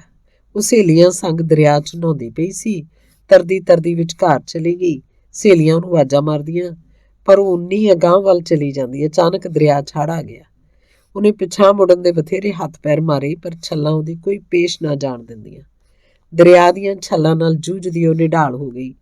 ਤਰਨ ਦੀ ਹਿੰਮਤ ਮੁੱਕ ਗਈ। ਮੌਤ ਉਹਨੂੰ ਹੁਣ ਪ੍ਰਤੱਖ ਦਿਸ ਰਹੀ ਸੀ। ਆਸੇ ਪਾਸੇ ਦੂਰ ਦੂਰ ਤੱਕ ਪਾਣੀ ਪਾਣੀ ਸੀ ਤੇ ਫਿਰ ਡਰ ਨਾਲ ਉਹਦੀ ਚੀਕ ਨਿਕਲ ਗਈ। ਤਰਬਕ ਕੇ ਉਹ ਜਾਗੀ, ਪਸੀਨੋ ਪਸੀਨੀ ਹੋਈ ਪਈ ਸੀ ਉਹ ਸਾਰੀ ਦੀ ਸਾਰੀ। ਦਿਲ ਬੇਹੱਦ ਤੇਜ਼ੀ ਨਾਲ ਧੜਕ ਰਿਹਾ ਸੀ। ਜਾਗ ਆ ਜਾਣ ਤੇ ਵੀ ਉਹ ਕਿੰਨਾ ਹੀ ਚਿਰ ਡਰ ਨਾਲ ਕੰਬਦੀ ਰਹੀ। ਭਲਾ ਇਹਦਾ ਕੀ ਮਤਲਬ ਹੋਇਆ? ਕੁਝ ਆਪਣਾ ਆਪ ਸੁਚੇਤ ਕੀਤਾ। ਉਸ ਪਸੀਨੇ ਨਾਲ ਤਰ ਹੋਇਆ ਮੂੰਹ ਪੂੰਝਿਆ। ਆਸੇ ਪਾਸੇ ਘਰਦਿਆਂ ਦੇ ਮੰਜਿਆਂ ਵੱਲ ਧਿਆਨ ਮਾਰਿਆ। ਸਾਰੇ ਸੁੱਤੇ ਪਏ ਸੀ। ਕਿੰਨਾ ਹੀ ਚਿਰ ਉਹ ਆਏ ਸੁਪਨੇ ਬਾਰੇ ਸੋਚਦੀ ਰਹੀ, ਪਰ ਉਹਨੂੰ ਸਮਝ ਨਾ ਆਈ ਵੀ ਇਹੋ ਜਿਹਾ ਭੈੜਾ ਸੁਪਨਾ ਉਹਨੂੰ ਕਿਉਂ ਆਇਆ। ਉਹ ਤਾਂ ਕਦੀ ਦਰਿਆ ਦੇ ਕੰਢਿਆਂ ਤੇ ਵੀ ਨਹੀਂ ਸੀ ਨਹਾਤੀ। ਹਾਂ, ਕਦੀ ਕਦੀ ਉਹਨਾਂ ਸਕੂਲ ਦੇ ਗਰਾਊਂਡ 'ਚੋਂ ਦੂਰ ਵਹਿੰਦੇ ਬਿਆਸ ਦਰਿਆ ਨੂੰ ਤੱਕਿਆ ਜ਼ਰੂਰ ਸੀ। ਹੜ੍ਹ ਆਉਣ ਤੇ ਮੀਲਾਂ 'ਚ ਫੈਲ ਰਹੇ ਪਾਣੀ ਨੂੰ ਉਹ ਤੱਕਦੀਆਂ ਰਹੀਆਂ ਸੀ। ਦੂਰ ਦੂਰ ਤੱਕ ਪਾਣੀ ਪਾਣੀ ਹੁੰਦਾ, ਇੰਜ ਜਿਵੇਂ ਦਰਿਆ ਨਾ ਹੋ ਕੇ ਸਮੁੰਦਰ ਹੋਵੇ। ਸ਼ਾਇਦ ਇਹ ਸੁਪਨਾ ਵੀ ਉਸੇ ਹੀ ਕਿਸੇ ਪ੍ਰਭਾਵ 'ਚ ਉਪਜਿਆ ਹੋਵੇ। ਕੁਝ ਦੇਰ ਬਾਅਦ ਉਹਨੂੰ ਖਿਆਲ ਆਇਆ। ਫਿਰ ਉਹਨੇ ਸਭ ਕੁਝ ਨੂੰ ਭੁੱਲ ਸੌਂ ਜਾਣਾ ਚਾਹਿਆ, ਪਰ ਨੀਂਦ ਤਾਂ ਜਿਵੇਂ ਉਸ ਨਾਲ ਰੁੱਸੀ ਗਈ ਸੀ। ਕਿੰਨਾ ਹੀ ਚਿਰ ਉਹ ਅੱਖਾਂ ਮਿਟੀ ਪਈ ਰਹੀ, ਪਰ ਉਹਨੂੰ ਊਟ ਪਟਾਂਗ ਸੋਚਾਂ ਹੀ ਆਉਂਦੀਆਂ ਰਹੀਆਂ। ਕੁਝ ਵੀ ਉਹ ਤੋਂ ਭੁੱਲ ਨਾ ਹੋਇਆ। ਅੱਖਾਂ ਖੋਲ ਉਹਨੇ ਦੂਰ ਆਕਾਸ਼ ਦੇ ਟਿਮਟਿਮਾਉਂਦੇ ਤਾਰਿਆਂ ਵੱਲ ਤੱਕਿਆ। ਉਹਨੂੰ ਬਚਪਨ 'ਚ ਆਪਣੀ ਦਾਦੀ ਪਾਸੋਂ ਸੁਣੀ ਇੱਕ ਪਰੀ ਕਹਾਣੀ ਦੀ ਨਾਇਕਾ ਸ਼ਹਿਜ਼ਾਦੀ ਯਾਦ ਆ ਗਈ, ਜਿਹੜੀ ਕਿਸੇ ਦਿਓ ਦੀ ਕੈਦ 'ਚ ਪੂਰੀ ਦੀ ਪੂਰੀ ਰਾਤ ਤਾਰਿਆਂ ਵੱਲ ਤੱਕ ਗੁਜ਼ਾਰ ਦਿੰਦੀ ਸੀ। ਉਹਦਾ ਵਿਸ਼ਵਾਸ ਸੀ ਕਿ ਤਾਰੇ ਉਹਦੀ ਵੇਦਨਾ ਉਹਦੇ ਪ੍ਰੇਮੀ ਸ਼ਹਿਜ਼ਾਦੇ ਨੂੰ ਦੱਸ ਦੇਣਗੇ ਤੇ ਉਹਨੂੰ ਛੁਡਾ ਕੇ ਲੈ ਜਾਏਗਾ। ਇੰਝ ਹੀ ਉਡੀਕ ਕਰਦਿਆਂ ਕਰਦਿਆਂ ਉਹਨੂੰ ਇੱਕ ਵਰ੍ਹਾ ਗੁਜ਼ਰ ਗਿਆ, ਪਰ ਨਾ ਤਾਂ ਕਿਧਰੋਂ ਸ਼ਹਿਜ਼ਾਦਾ ਆਇਆ ਤੇ ਨਾ ਹੀ ਉਹਦੀ ਕਿਧਰੋਂ ਕੋਈ ਉੱਡਦੀ ਸੋਜ਼ ਤੱਕ ਪੁੱਜੀ। ਫਿਰ ਇੱਕ ਦਿਨ ਪਤਾ ਕਿਵੇਂ ਉਸ ਉਜਾੜ ਬਿਆਬਾਨ 'ਚ ਬਣੇ ਦਿਓ ਦੇ ਮਹਿਲ ਦੀਆਂ ਕੰਧਾਂ ਟੱਪ ਉਸ ਕੋਲ ਆ ਗਿਆ। ਦਿਓ ਦਿਨ ਵੇਲੇ ਮਾਰ ਧਾੜ ਕਰਨ ਚਲਿਆ ਜਾਂਦਾ ਸੀ ਤੇ ਡੂੰਘੀ ਰਾਤ ਗਈ ਨੂੰ ਹੀ ਪਰਤਦਾ। ਭਾਵੇਂ ਉਹਨੂੰ ਸ਼ਹਿਜ਼ਾਦੇ ਦੀ ਰੋਜ਼ ਹੀ ਉਡੀਕ ਰਹਿੰਦੀ ਸੀ, ਪਰ ਉਹਨੂੰ ਸਾਹਮਣੇ ਤੱਕ ਉਹ ਡਾਢੀ ਉਦਾਸ ਹੋ ਗਈ। ਹੰਝੂ ਉਹਦੀਆਂ ਅੱਖਾਂ 'ਚੋਂ ਵਹਿ ਤੁਰੇ। ਚੰਨੀਏ, ਕੀ ਗੱਲ, ਤੇਰੀਆਂ ਅੱਖਾਂ 'ਚ ਹੰਝੂ? ਹੁਣ ਤਾਂ ਮੈਂ ਆ ਗਿਆ, ਪਰ ਰਾਜੇ ਤੁਸੀਂ ਨਾ ਹੀ ਆਉਂਦੇ ਤਾਂ ਚੰਗਾ ਸੀ। ਰਾਤ ਨੂੰ ਦਿਓ ਆਏਗਾ ਤੇ ਤੈਨੂੰ ਮਾਰ ਦੇਗਾ। ਮੈਂ ਤਦ ਕਰਕੇ ਰੋ ਰਹੀ ਹਾਂ। ਅਸੀਂ ਰਾਤ ਤੋਂ ਪਹਿਲਾਂ ਪਹਿਲਾਂ ਇੱਥੋਂ ਭੱਜ ਜਾਵਾਂਗੇ। ਮੇਰੇ ਰਾਜੇ, ਇੱਥੋਂ ਭੱਜਣਾ ਇੰਨਾ ਸੌਖਾ ਨਹੀਂ। ਦਿਓ ਨੂੰ ਮਾਰੇ ਤੋਂ ਬਗੈਰ ਇੱਥੋਂ ਜਾਇਆ ਨਹੀਂ ਜਾ ਸਕਦਾ। ਰਾਤ ਹੋਣ ਤੱਕ ਇੱਥੋਂ ਨਿਕਲ ਅਸੀਂ ਵੱਧ ਤੋਂ ਵੱਧ 2-3 ਕੋਈ ਤੁਰ ਲਾਂਗੇ। ਉਹਨੂੰ ਆਉਂਦਿਆਂ ਜਦੋਂ ਮੈਂ ਨਾ ਦਿਸੀ, ਉਹ ਤਾਂ ਪੱਤਾ ਪੱਤਾ ਛਾਣ ਮਾਰਨਾ ਇਸ ਉਜਾੜ ਬਿਆਬਾਨ ਦਾ। ਫਿਰ ਮੈਂ ਕੀ ਕਰਾਂ? ਤੂੰ ਵਾਪਸ ਪਰਤ ਜਾ ਦੇਸ ਨੂੰ। ਮੇਰੀ ਕਿਸਮਤ 'ਚ ਤੇ ਹੁਣ ਇੰਝ ਹੀ ਲਿਖੀ ਹੈ, ਸੋ ਭੋਗਾਂਗੀ। ਨਹੀਂ, ਤੈਨੂੰ ਇੱਥੇ ਛੱਡ ਕੇ ਹਰਗਿਜ਼ ਨਹੀਂ ਜਾ ਸਕਦਾ। ਮੈਂ ਉਹਨੂੰ ਮਾਰ ਦਿਆਂਗਾ। ਉਹਨੂੰ ਮਾਰਨਾ ਵੀ ਇੰਨਾ ਆਸਾਨ ਨਹੀਂ। ਤੂੰ ਮੈਨੂੰ ਕਿਸੇ ਤਰ੍ਹਾਂ ਲੁਕੋ ਕੇ ਰੱਖ ਸਕਦੀ ਹੈ? ਹਾਂ, ਇਹ ਕੰਮ ਮੈਂ ਕਰ ਸਕਦੀ ਹਾਂ, ਪਰ ਇਹਦੇ 'ਚ ਖਤਰਾ ਬਹੁਤ ਹੈ। ਜੇ ਉਹਨੂੰ ਰਤਾ ਵੀ ਸ਼ੱਕ ਪੈ ਗਿਆ ਤਾਂ ਤੇਰੀ ਜਾਨ ਦੀ ਖੈਰ ਨਹੀਂ। ਚੱਲ ਵੇਖੀ ਜਾਏਗੀ। ਤੇ ਸ਼ਹਿਜ਼ਾਦੀ ਨੇ ਉਹਨੂੰ ਮਹਿਲ ਦੇ ਤਹਿਖਾਨੇ ਦੀ 7ਵੀਂ ਕੋਠੜੀ 'ਚ ਲੁਕਾ ਦਿੱਤਾ। ਰੋਜ਼ ਵਾਂਗ ਹੀ ਦਿਓ ਆਇਆ। ਆਦਮਬੋ ਕਰਦਾ ਉਹ ਅੰਦਰ ਬਾਹਰ ਘੁੰਮਣ ਲੱਗਾ। ਅੱਜ ਕੀ ਗੱਲ ਹੈ? ਅੱਗੇ ਤੇ ਰੋਜ਼ ਹੀ ਆ ਕੇ ਸੌ ਜਾਂਦਾ, ਪਰ ਅੱਜ ਇੱਥੇ ਆ ਕੇ ਵੀ ਘੁੰਮਣ ਡਿਆ। ਸ਼ਹਿਜ਼ਾਦੀ ਅੱਜ ਪਹਿਲੀ ਵਾਰੀ ਰਤਾ ਕੋ ਮੁਸਕਰਾ ਕੇ ਬੋਲੀ ਸੀ। ਮੁਸਕਰਾਉਂਦਿਆਂ ਇੰਨੀ ਸੋਹਣੀ ਲੱਗਦੀ ਕਿ ਤੱਕਣ ਵਾਲੇ ਨੂੰ ਆਪਣੀ ਹੋਸ਼ ਨਾ ਰਹਿੰਦੀ। ਇੰਝ ਲੱਗਦਾ ਜਿਵੇਂ ਉਹਦੇ ਮੂੰਹ 'ਚੋਂ ਮੋਤੀਏ ਦੀ ਮਹਿਕ ਘਿਰ ਰਹੀ ਹੋਵੇ। ਮੈਨੂੰ ਇੱਥੇ ਕਿਸੇ ਗੈਰ ਮਨੁੱਖ ਦੀਆਂ ਪੈੜਾਂ ਲੱਗਦੀਆਂ। ਮਗਰੋਂ ਇੱਥੇ ਕੌਣ ਆਇਆ ਸੀ? ਇੱਥੇ ਗੈਰ ਮੈਂ ਹੀ ਆ। ਸ਼ਹਿਜ਼ਾਦੀ ਮੁਸਕਰਾਉਂਦੀ ਰਹੀ ਤੇ ਉਹ ਕਿੰਨਾ ਹੀ ਚਿਰ ਉਹਨੂੰ ਮੁਸਕਰਾਉਂਦੀ ਨੂੰ ਤੱਕਦਾ ਰਿਹਾ ਤੇ ਫਿਰ ਆਖਣ ਲੱਗਾ, ਅੱਜ ਬੜੀ ਖੁਸ਼ ਲੱਗਦੀ ਹੈ, ਕੀ ਗੱਲ ਹੈ? ਅੱਗੇ ਤਾਂ ਆਉਂਦੇ ਨੂੰ ਤੂੰ ਵੇਲ ਵਾਂਗ ਕੁਮਲਾਈ ਹੁੰਦੀ ਸੀ। ਉਦਾਸ ਹੋ ਕੇ ਵੀ ਹੁਣ ਕੀ ਕਰਾਂਗੀ, ਇੱਥੋਂ ਜਾ ਤਾਂ ਸਕਦੀ ਨਹੀਂ ਕਿਧਰੇ। ਤੈਨੂੰ ਤਾਂ ਮੈਂ ਕਦੋਂ ਦਾ ਆਨਾ ਹੈ ਕਿ ਉਦਾਸ ਹੋਣ ਦਾ ਕੋਈ ਫਾਇਦਾ ਨਹੀਂ, ਮੇਰੇ ਨਾਲ ਵਿਆਹ ਕਰ ਲੈ, ਮੈਂ ਸਾਰੀ ਦੁਨੀਆ ਦੀਆਂ ਖੁਸ਼ੀਆਂ ਤੇਰੇ ਪੈਰਾਂ 'ਚ ਢੇਰੀ ਕਰ ਦਿਆਂਗਾ। ਅਜੇ ਨਹੀਂ, ਸ਼ਾਇਦ ਕੋਈ ਪਿੱਛੇੋਂ ਆ ਜਾਏ। ਇੱਥੇ ਤਾਂ ਉਹੀ ਆਊ ਜਿਹਦੀ ਮੌਤ ਆਈ ਹੋਊਗੀ, ਪਰ ਜਦੋਂ ਤੇਰੀ ਮਰਜ਼ੀ ਹੋਏਗੀ ਉਦੋਂ ਸਹੀ। ਤੇ ਦਿਓ ਹੱਸਦਾ ਸੌਣ ਚਲਾ ਗਿਆ। ਉਸ ਰਾਤ ਉਹ ਡਾਢੀ ਡੂੰਘੀ ਨੀਂਦ ਸੁੱਤਾ। ਉਹਨੂੰ ਆਪਣੀਆਂ ਆਸਾਂ ਨੂੰ ਬੂਰ ਪੈਂਦਾ ਨਜ਼ਰ ਆਉਣ ਲੱਗ ਪਿਆ ਸੀ। ਇੱਕ ਦਿਨ ਫਲ ਵੀ ਪੈਣਗੇ, ਉਹਨੇ ਸੋਚਿਆ। ਰੋਜ਼ ਹੀ ਜਦ ਦਿਓ ਮਾਰ ਧਾੜ ਕਰਨ ਬਾਹਰ ਚਲਾ ਜਾਂਦਾ ਤੇ ਸ਼ਹਿਜ਼ਾਦਾ ਤਹਿਖਾਨੇ ਚੋਂ ਨਿਕਲ ਆਉਂਦਾ। ਦੋਵੇਂ ਹੀ ਹੱਸਦਿਆਂ ਗੱਲਾਂ ਕਰਦਿਆਂ ਦਿਨ ਗੁਜ਼ਾਰ ਦਿੰਦੇ। ਦਿਓ ਨੂੰ ਮਾਰਨ ਦੀਆਂ ਵਿਉਂਤਾਂ ਸੋਚਦੇ ਰਹਿੰਦੇ। ਤਰਕਾਣਾ ਪੈਂਦਿਆਂ ਹੀ ਉਹ ਮੁੜ ਤਹਿਖਾਨੇ 'ਚ ਜਾ ਲੁਕਦਾ। ਇੰਝ ਹੀ ਦਿਨ ਗੁਜ਼ਰਦੇ ਗਏ ਤੇ ਇੱਕ ਦਿਨ ਰਾਤ ਨੂੰ ਮੌਕਾ ਪਾ ਕੇ ਸ਼ਹਿਜ਼ਾਦੇ ਨੇ ਉਹਦੀ ਹਿੱਕ 'ਚ ਕਟਾਰ ਖੋਭ ਦਿੱਤੀ। ਵਾਰ ਬਿਲਕੁਲ ਸਹੀ ਬੈਠਾ। ਪੀੜ ਨਾਲ ਕਰਾਉਂਦਾ ਦਿਓ ਦਮ ਤੋੜ ਗਿਆ, ਪਰ ਉਹਦੇ ਮਰਨ ਤੋਂ ਪਹਿਲਾਂ ਸ਼ਹਿਜ਼ਾਦੀ ਨੂੰ ਕੋਲ ਸੱਦਿਆ ਤੇ ਆਖਣ ਲੱਗਾ, ਮੈਂ ਉਸ ਆਦਮੀ ਦਾ ਮੂੰਹ ਤੱਕਣਾ ਚਾਹੁੰਦਾ ਜਿਹਨੇ ਮੇਰੇ ਕਟਾਰ ਮਾਰੀ ਹੈ। ਮੈਂ ਤਾਂ ਇੱਥੇ ਕਿਸੇ ਆਦਮੀ ਨੂੰ ਨਹੀਂ ਜਾਣਦੀ। ਝੂਠ ਨਾ ਬੋਲ, ਮੈਂ ਮਰ ਰਿਹਾ। ਮੈਂ ਸਿਰਫ ਆਖਰੀ ਵਾਰ ਉਸ ਬਹਾਦਰ ਦਾ ਮੂੰਹ ਵੇਖਣਾ ਚਾਹੁੰਦਾ ਜਿਹੜਾ ਤੇਰੇ ਲਈ ਮੌਤ ਦੇ ਮੂੰਹ 'ਚ ਆ ਵੜਿਆ। ਤੂੰ ਉਹਨੂੰ ਮਾਰੇਗਾ ਤਾਂ ਨਹੀਂ? ਤੇ ਫਿਰ ਉਹਨੇ ਸ਼ਹਿਜ਼ਾਦੇ ਨੂੰ ਉਹਦੇ ਸਾਹਮਣੇ ਕਰ ਦਿੱਤਾ। ਉਹ ਕਿੰਨਾ ਹੀ ਚਿਰ ਉਹਦੇ ਮੂੰਹ ਨੂੰ ਵੇਖਦਾ ਰਿਹਾ। ਅੱਛਾ, ਤੁਸੀਂ ਦੋਵੇਂ ਖੁਸ਼ ਰਹੋ। ਤੇ ਉਹ ਮਰ ਗਿਆ। ਉਹ ਦੋਵੇਂ ਆਪਣੇ ਦੇਸ਼ ਪਰਤਣ ਦੀ ਬਜਾਏ ਉੱਥੇ ਹੀ ਖੁਸ਼ੀ ਰਹਿਣ ਲੱਗ ਪਏ। ਕਿੰਨਾ ਹੀ ਚਿਰ ਉਹ ਇਸ ਪਰੀ ਕਹਾਣੀ ਬਾਰੇ ਸੋਚਦੀ ਰਹੀ। ਕਿੰਨੇ ਚੰਗੇ ਹੋਣਗੇ ਦੋਵੇਂ। ਉਹਨੂੰ ਖਿਆਲ ਆਇਆ ਤੇ ਮਨ ਹੀ ਮਨ ਮੁਸਕਰਾ ਪਈ। ਉਹਨੂੰ ਤਾਰੇ ਵੀ ਉਹਨਾਂ ਦੇ ਮੂੰਹ ਵਰਗੇ ਹੱਸਦੇ ਲੱਗੇ। ਦੂਰ ਕਿਧਰੇ ਕੋਚਰੀ ਬੋਲੀ ਰਾਤ ਦੇ ਪਸਰੇ ਹੋਏ ਸੰਨਾਟੇ ਨੂੰ ਉਹਦੇ ਬੋਲ ਤੋੜ ਰਹੇ ਸਨ। ਉਹ ਕਿੰਨਾ ਹੀ ਚਿਰ ਉੱਧਰ ਵੇਂਦੀ ਰਹੀ। ਜਿੱਧਰੋਂ ਆਵਾਜ਼ ਆਉਂਦੀ ਸੀ ਉਹਨੂੰ ਦੀਪ ਦੀ ਕਈ ਗੱਲ ਯਾਦ ਆਈ। ਆਂਦੇ ਹੈ ਇਹ ਉਦੋਂ ਬੋਲਦੀ ਹੈ ਜਦੋਂ ਕੋਈ ਦੁਨੀਆ ਤੋਂ ਚੋਰੀ ਪਿਆ ਕਰਦਾ ਹੋਵੇ। ਕਿੰਨਾ ਹੀ ਚਿਰ ਦੀਪ ਦੀਆਂ ਨਿੱਘੀਆਂ ਯਾਦਾਂ ਦੀ ਉਂਗਲ ਫੜ ਉਹ ਸੁਪਨਿਆਂ ਦੇ ਦੇਸ਼ ਘੁੰਮਦੀ ਰਹੀ। ਪਰੀ ਸ਼ਹਿਜ਼ਾਦੀ ਵਾਂਗੂ ਉਹ ਵੀ ਆਪਣੇ ਆਪ ਨੂੰ ਨਾਇਕਾ ਮਹਿਸੂਸ ਕਰ ਰਹੀ ਸੀ। ਉਹਨੂੰ ਲੱਗਾ ਜਿਵੇਂ ਉਹਨੂੰ ਵੀ ਕਿਸੇ ਸ਼ਹਿਜ਼ਾਦੇ ਦੀ ਉਡੀਕ ਹੋਵੇ। ਖੂਬਸੂਰਤ ਯਾਦਾਂ 'ਚ ਗਵਾਚਿਆ ਉਹ ਮੰਜੇ ਤੋਂ ਉੱਠ ਪਈ। ਆਸੇ ਪਾਸੇ ਉਸ ਘਰਦਿਆਂ ਦੇ ਮੰਜਿਆਂ ਵੱਲ ਤੱਕਿਆ। ਸਾਰੇ ਘੂਕ ਸੁੱਤੇ ਪਏ ਸਨ।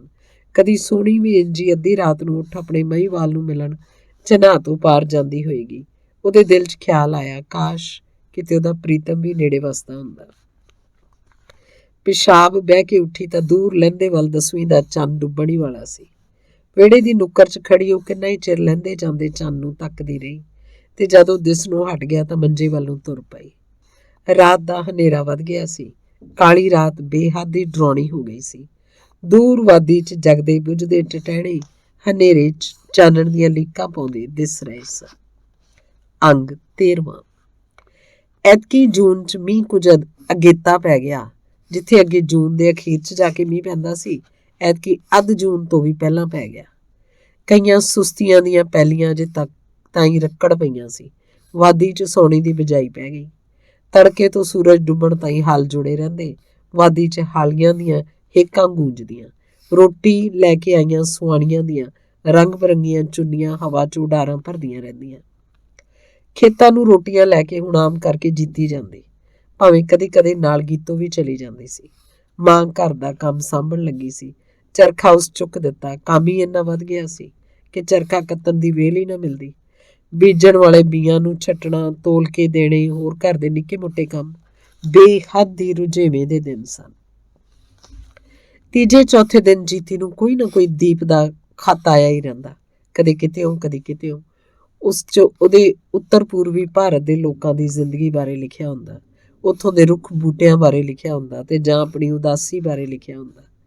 ਚਿਰਾਪੂੰਜੀ ਤੋਂ ਲਿਖੇ ਇੱਕ ਖੱਤ 'ਚ ਉਹਨੇ ਲਿਖਿਆ ਸੀ, ਇੱਥੇ ਮੀਂਹ ਬਹੁਤ ਪੈਂਦੇ ਨੇ, ਸਾਰੇ ਭਾਰਤ ਤੋਂ ਜ਼ਿਆਦਾ।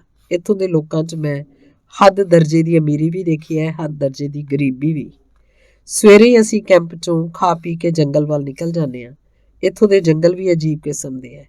ਕਈ ਵਾਰ ਇੱਥੋਂ ਦੇ ਲੋਕਾਂ ਨਾਲ ਸਾਡਾ ਵਾਹ ਪੈਂਦਾ, ਕਾਫੀ ਮਿਲਾਪੜੇ ਹੈ।